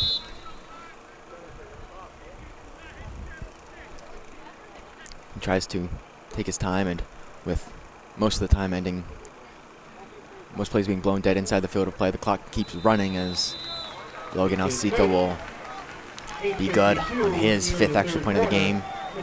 So the Highlanders up 35 on New Brunswick. The score 35-0. 8:52 left in the third quarter.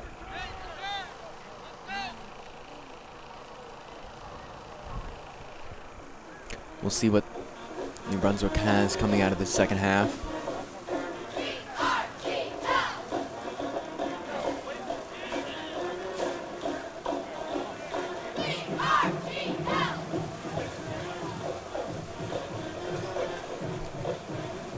So there's a recording of the GL band for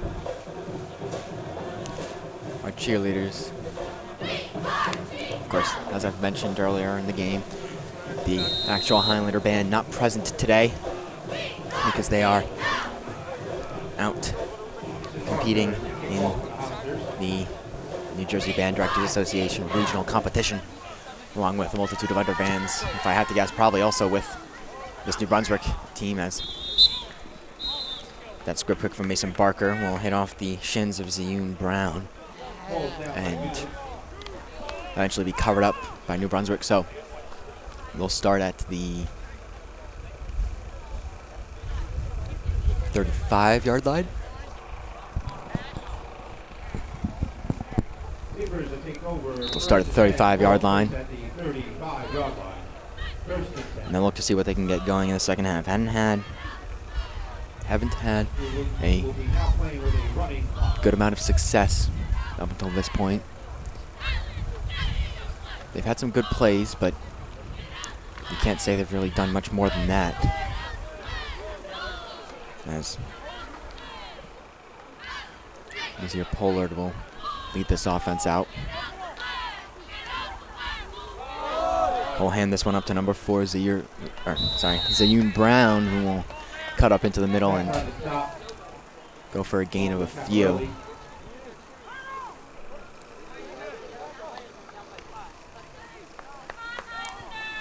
Gain of 3 yards. So gain of 3 yards, sets up a 2nd and 7.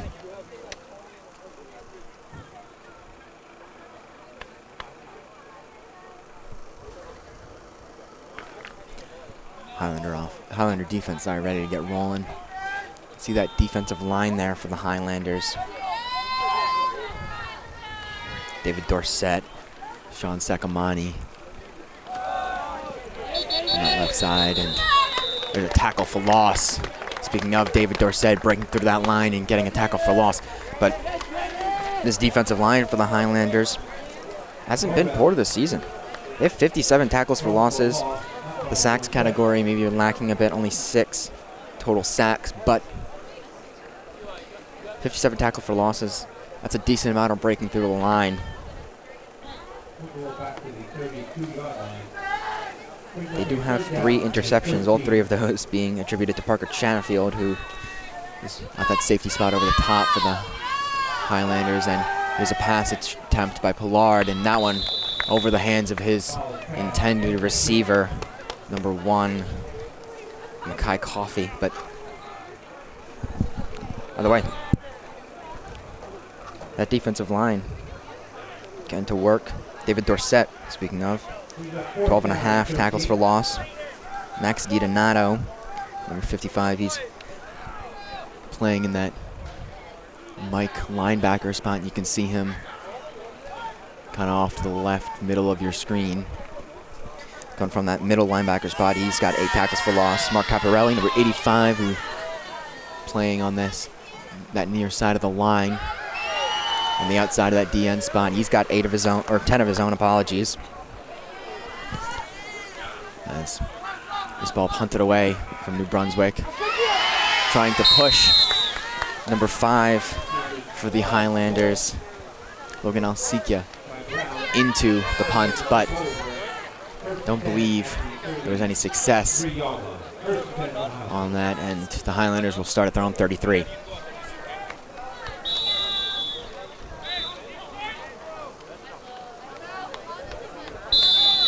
Let's go back to that offensive line. You've got Mark Caparelli, David Dorsett,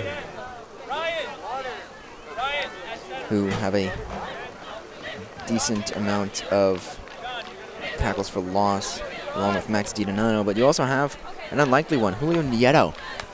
He's listed as a linebacker on the roster, but more often he's kind of playing at that not wide receiver, apologies. He plays wide receiver for the offense, but more often on the defensive side, he's playing at that cornerback spot in the slot, but evidently Coach Amicio using him to crash down a lot on the box in blitzes, and also pretty good at breaking off those blocks on the outside from the wide receivers and getting into the backfield on stretch plays and taking players down. So he's not having too bad of a season himself. The person with more than 1 sack on the team is also Mark Caparelli, number 85. He's a senior end.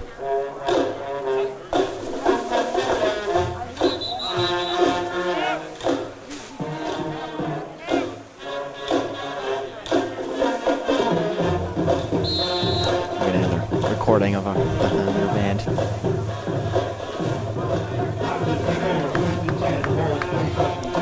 As the Highlanders will get ready to start off their second drive of this half. This one being led by Colin Hughes. Elijah Garcia in the backfield behind him. Apologies, no, that's not Elijah Garcia. That is number 17, Jakubowski. I believe, yeah, it is. So that was not Elijah Garcia, that was Connor Jakubowski trying to stretch that one to the right side, but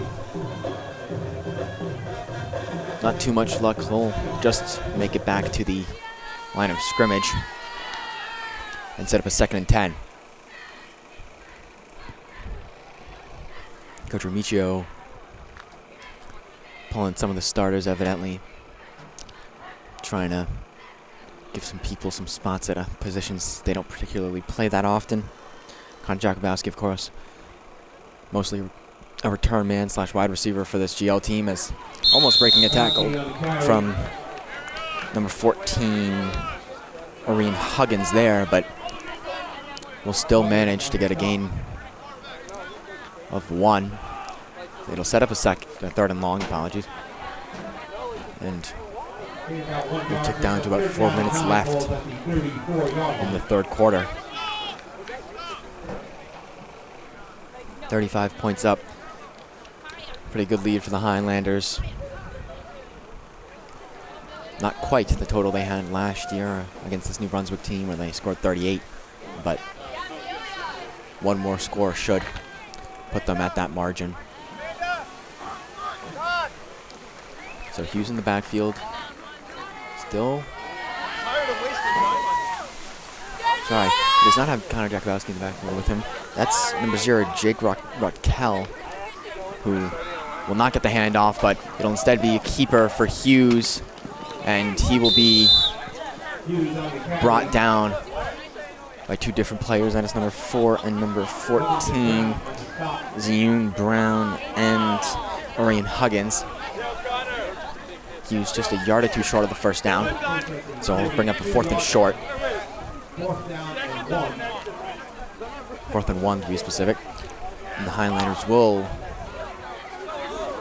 looks like they'll stay out on offense.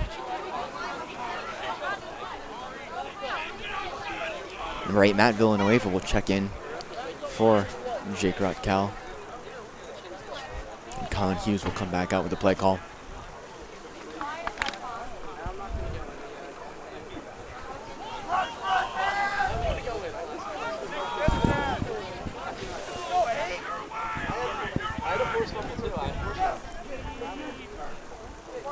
Fettis also in there. Blocking, and looks like he'll actually get the handoff, trying to get drive forward, but no luck, and the Zebras will force a turnover.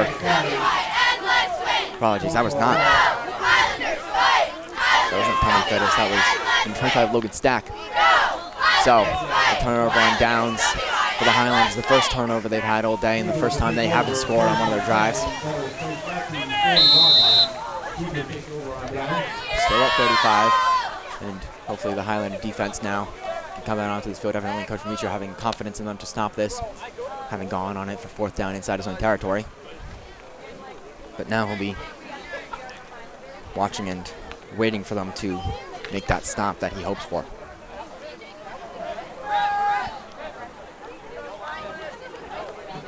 Is your Pollard still out here?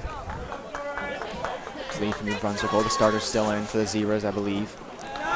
He'll fake the handoff on the play action, roll out to the right, try and go for a run, but be brought down, looks like in the backfield for maybe a loss of 1, and he will stay down on the ground, it looks like, and the referees will take a timeout for injury.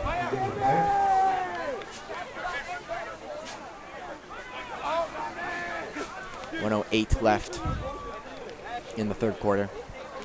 So just about 13 minutes left in the whole game. Second down and 10. Second down and 10, so evidently not a loss of yards. Just managing to get back to the line of scrimmage.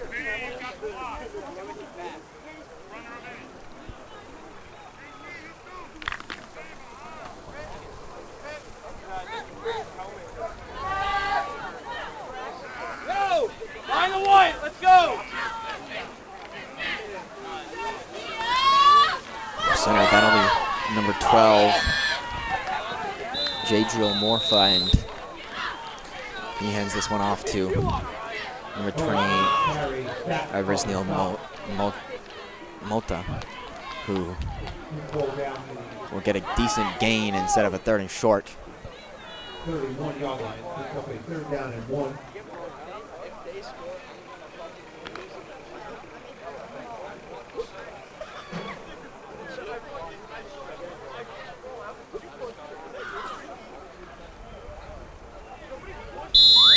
That's the end of our 3rd quarter. But 3rd quarter will come to an end before they get a playoff. So we'll take a short break and switch sides of the field. The Highlanders up 35-0 over the New Brunswick Zebras. You're watching on Governor Livingston High School Television on YouTube and or Facebook. I'm Nathan Philbrick. Thank you for joining us. We'll be back shortly.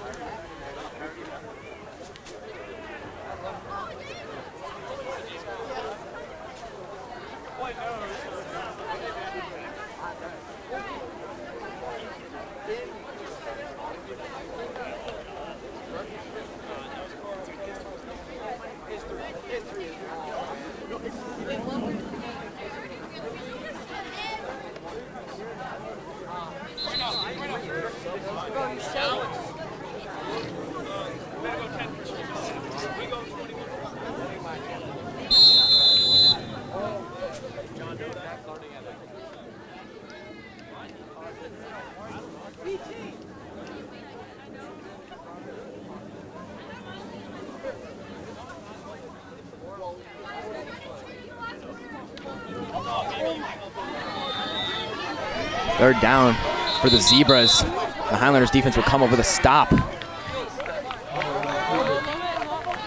Driving back the run, Nazir Pollard. I'm gonna be recorded. Apologies, it will be a first down apparently. Yeah, that's why. Just barely got to the line, so first down and 10 with the Zebras. Just on the 30-yard line. If they manage to get a first down, they'll be in the red zone for the first time today. Pollard back out there to be QB. He's got a heavy set behind him, 2 running backs. He'll hand this one off to number 28, Mota, and he'll be taken down from behind. Looked like a horse collar tackle, and sure enough, a flag will fly.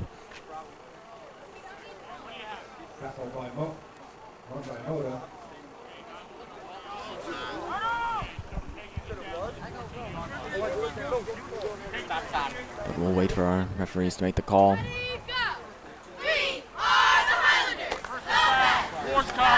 It will be a horse collar, so that one not helping the Highlander defense. 10:55 left on the clock now. And ticking down. It is running clock, I believe, from this point forward in this game, so that clock will tick by even faster than it typically would. Pollard fumbling the snap. Will be taken down in the backfield. That'll go down as a sack for, I believe that's number 44, Tommy Fettis. So we'll get a sack on the play, and it'll be a loss of about 1 for the Zebras, or maybe 2. They'll bring up a 2nd and long. The Zebras still looking to get their first points of the game. They're in the red zone for the first time today, so evidently that momentum building up.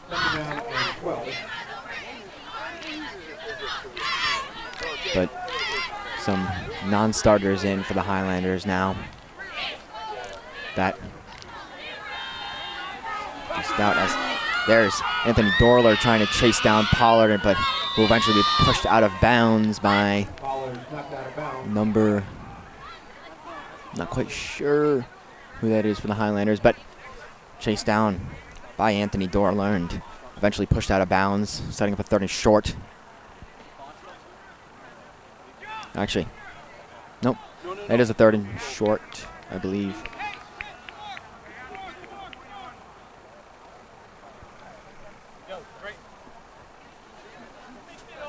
Third and 4, so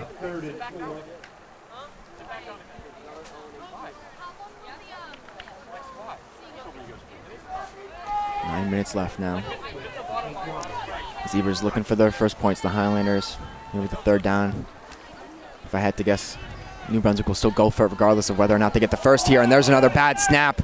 Pollard having to chase this one down. Still manages to pick this one up and get the throwaway and a flag, but that one picked off, I believe, by the Highlanders, and that one is number 9, Colin Cisco.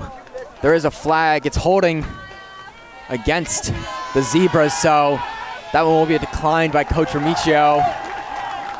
And Colin Cisco, the senior, will get an interception and stop the Zebras from putting up points on this drive on their first trip into the red zone for today. Highlanders, of course, not in danger yet. They're still on their own 9-yard line. Colin Cisco on the interception.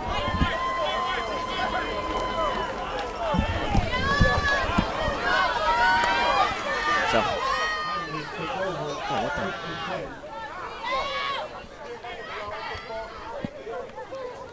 not sure who will be leading the offense yet. If we're still alternating, it should be Mateo Loy, or it'll be Colin Hughes, I suppose.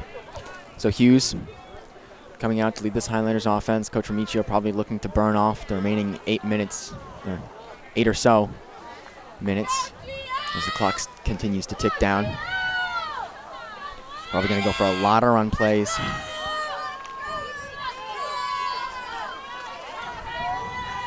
Maybe hoping to put up a few more points, but at that point it'd just be adding insult to injury. So Hughes motioning his running back out. It'll be a running back screen to number 17, Connor Jakubowski, and there'll be a flag on the field, I believe. Connor Jakubowski will get down almost to a first down, but a flag for, I believe, a hold back by the line of scrimmage. So that one will bring the Highlanders back. Although they can't move much further back because they're starting on the 9, so it can only be half the distance to the goal.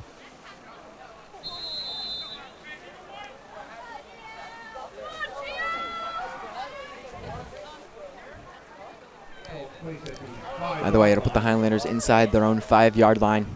Hughes will have to lead his team out now from a 1st and 15.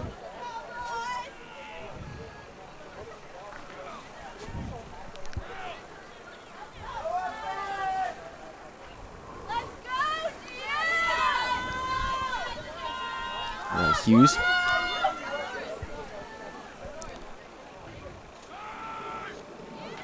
Not sure who that was on the handoff. I believe it'll be number 3, Parker Chatfield.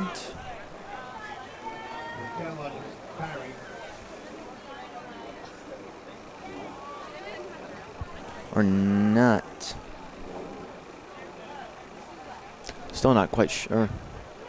Might have been Parker Chatfield. I am not sure. I could not see the number of the ball carrier, but either way, gain of 5 to set up a 2nd down and 10.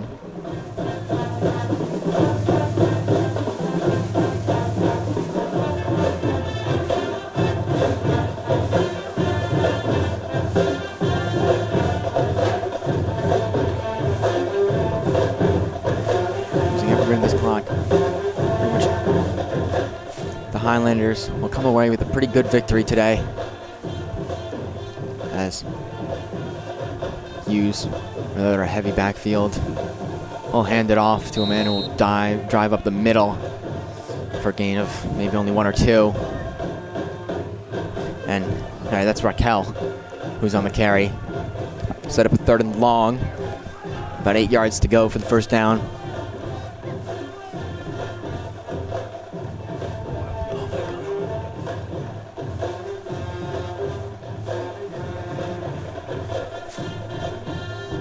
The sun has gone away in the last few minutes, so it's got a little bit chillier out here.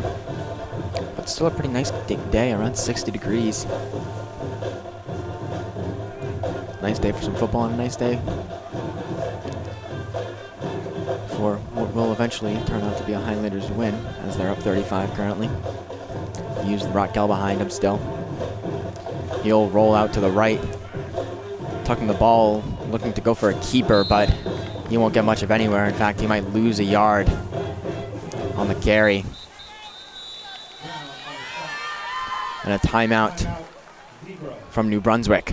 So, evidently, Coach Chrisman trying to talk over strategy with his team and maybe try and get some points before this game is over.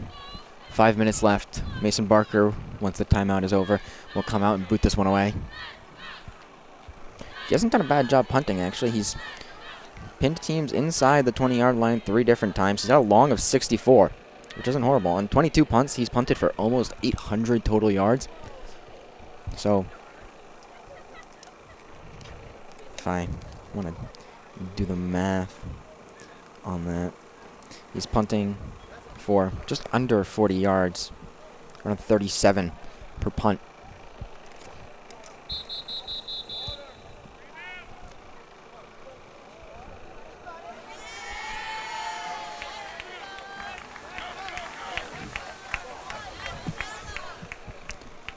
And a 4th down now. I mean, we'll see Mason Barker out there.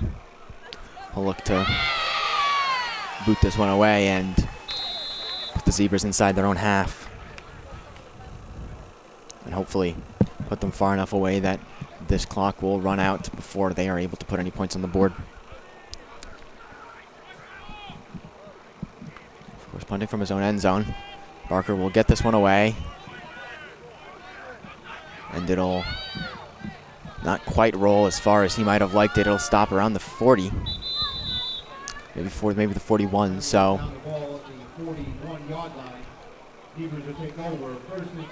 So inside the Highlander territory is where the Zebras will start. They'll only have about 4 minutes to go, and the running clock will not help them in any way.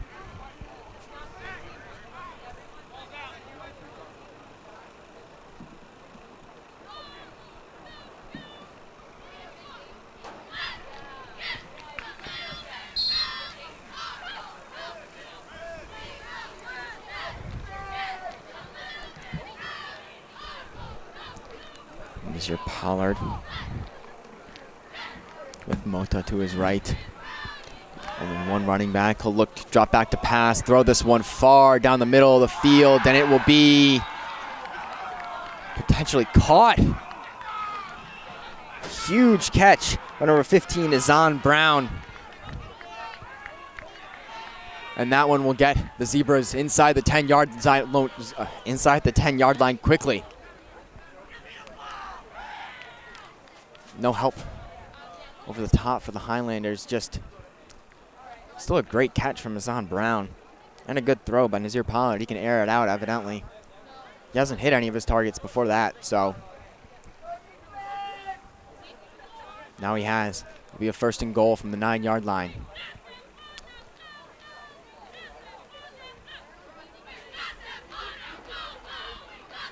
Third and 15.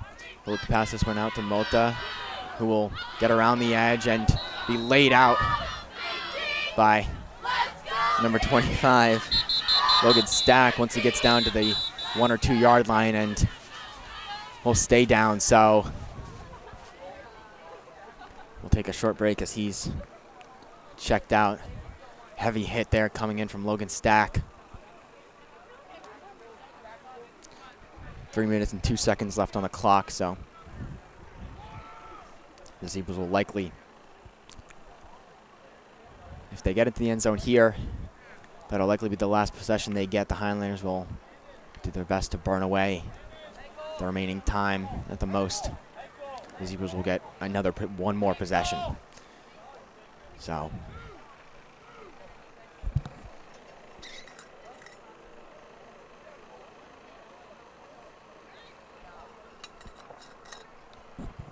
looking as of right now to be a Highlanders win, but it won't go down in the book officially until the remaining 3 minutes and 2 seconds tick off the clock. Either way, injured man will get up. He'll look to walk his way off the field under his own power, always a good sign.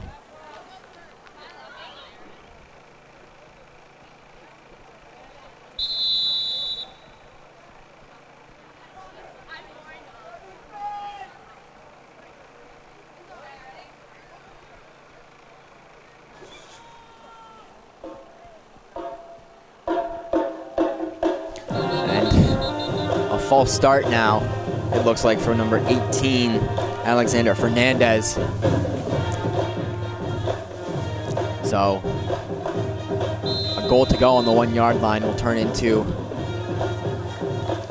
a 2nd and goal from the 6 yard line, and the Highlanders will have a bit of breathing room now, although not too much. They'll likely just hope to run out the rest of the clock on the remaining 2 downs. Not very likely, but definitely a possibility if the Zebras take up all of the play clock. Poland will look to pass, and that one will go right into the dirt. Pressure in his face from number 88, Anthony Dorler. He's been getting into that backfield pretty well, chasing down Pollard 2 or 3 times already, despite how limited amount of time he has been in. Only got in the late 3rd, maybe early 4th quarter. That's when most of these backups got in for the Highlanders, when Coach Reacher decided he was safe enough to take out the starters. Dorler, just a sophomore, another one of the sophomores on this team, but he'll probably at some point in the future in his junior or senior year end up taking the spot of one of those guys on the defensive line. There are a few of them graduating already. Max DiDonato, he could take the place of in that Mike linebacker spot. Sean Sacamani as well on the defensive line. Mark Caparelli on the defensive line. So quite a few options for him. But either way, Pollard with 1 minute 30, just under, to go. Will fumble the ball on the snap once again, and Tommy Fettis will get into the backfield again for yet another sack. And then it'll bring up a 4th down for the Zebras, so we'll see if they go for the 4th down, and a timeout called by the Zebras. 1 minute, 9 seconds left. not really a point in going for it. There's not a huge chance of a comeback here, but maybe it'd be good to get a few points on the board. I'm not sure what their kicking situation is. I believe they have had field goals scored before. I may be wrong. They've scored 30 points, and they've only had 3 touchdowns, so that would seem to indicate that they've scored field goals, but it's not on the stat sheet, so I don't know really if they actually have, or there's always the chance that they don't have the field goal, that their kicker is not healthy, he got injured at some point, and therefore can't kick field goals during this game. I'm not sure.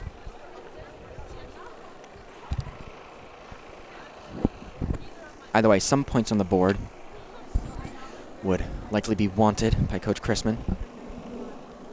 Just trying to make this game not a shutout like it was last year.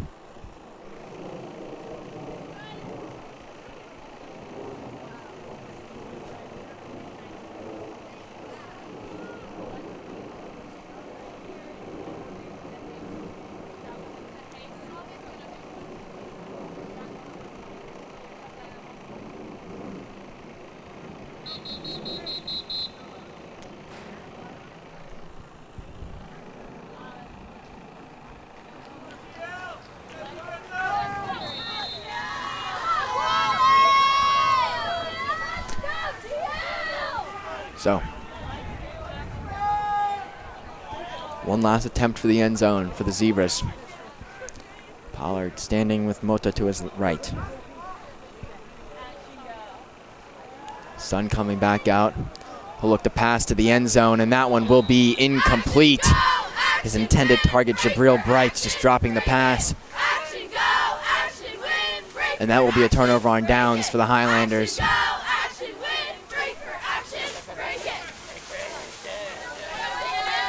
And the Highlanders will just wait the rest of the clock out. They might only need to run one play, I believe. And that'll likely be in the victory formation. So, this game all but won by the Highlanders, even with 34 seconds left on the clock. My name is Nathan Philbrook. Thank you for having joined us today for this matchup between your Governor Livingston Highlanders and the New Brunswick Zebras. If you want to hear more or get updated about what games will be streaming on Governor Livingston High School Television on YouTube, you can follow me on Instagram at Nate Philbricks Productions. That's Philbricks, Philbrix. I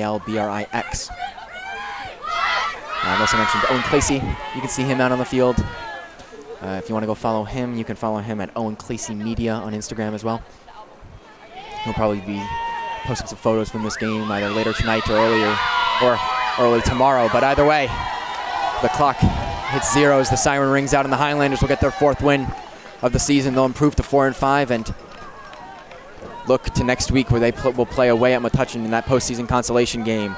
The New Brunswick Zebras will fall to 0-9 as the Highlanders win 35-0. I've been Nathan Philbrook. Thank you for having joined us today as recording the band will play out one last time as these teams will get ready to do their handshake lines. I've been Nathan Philbrook. Thank you for having joined us today. Governor Livingston High School Television. Don't believe we have any events for a little bit, although there will be the Pageant of Champions November 1st. I'm not sure if that'll be streaming on GLTV, but either way, come check it out. You can come and watch GL Glissando, our a cappella group, the GL Marching Band perform their field show, and I believe also the GL cheer team, although I'm not quite sure. Either way, I've been Nathan Philbrook. Thank you for having joined us, everyone. Have a great day.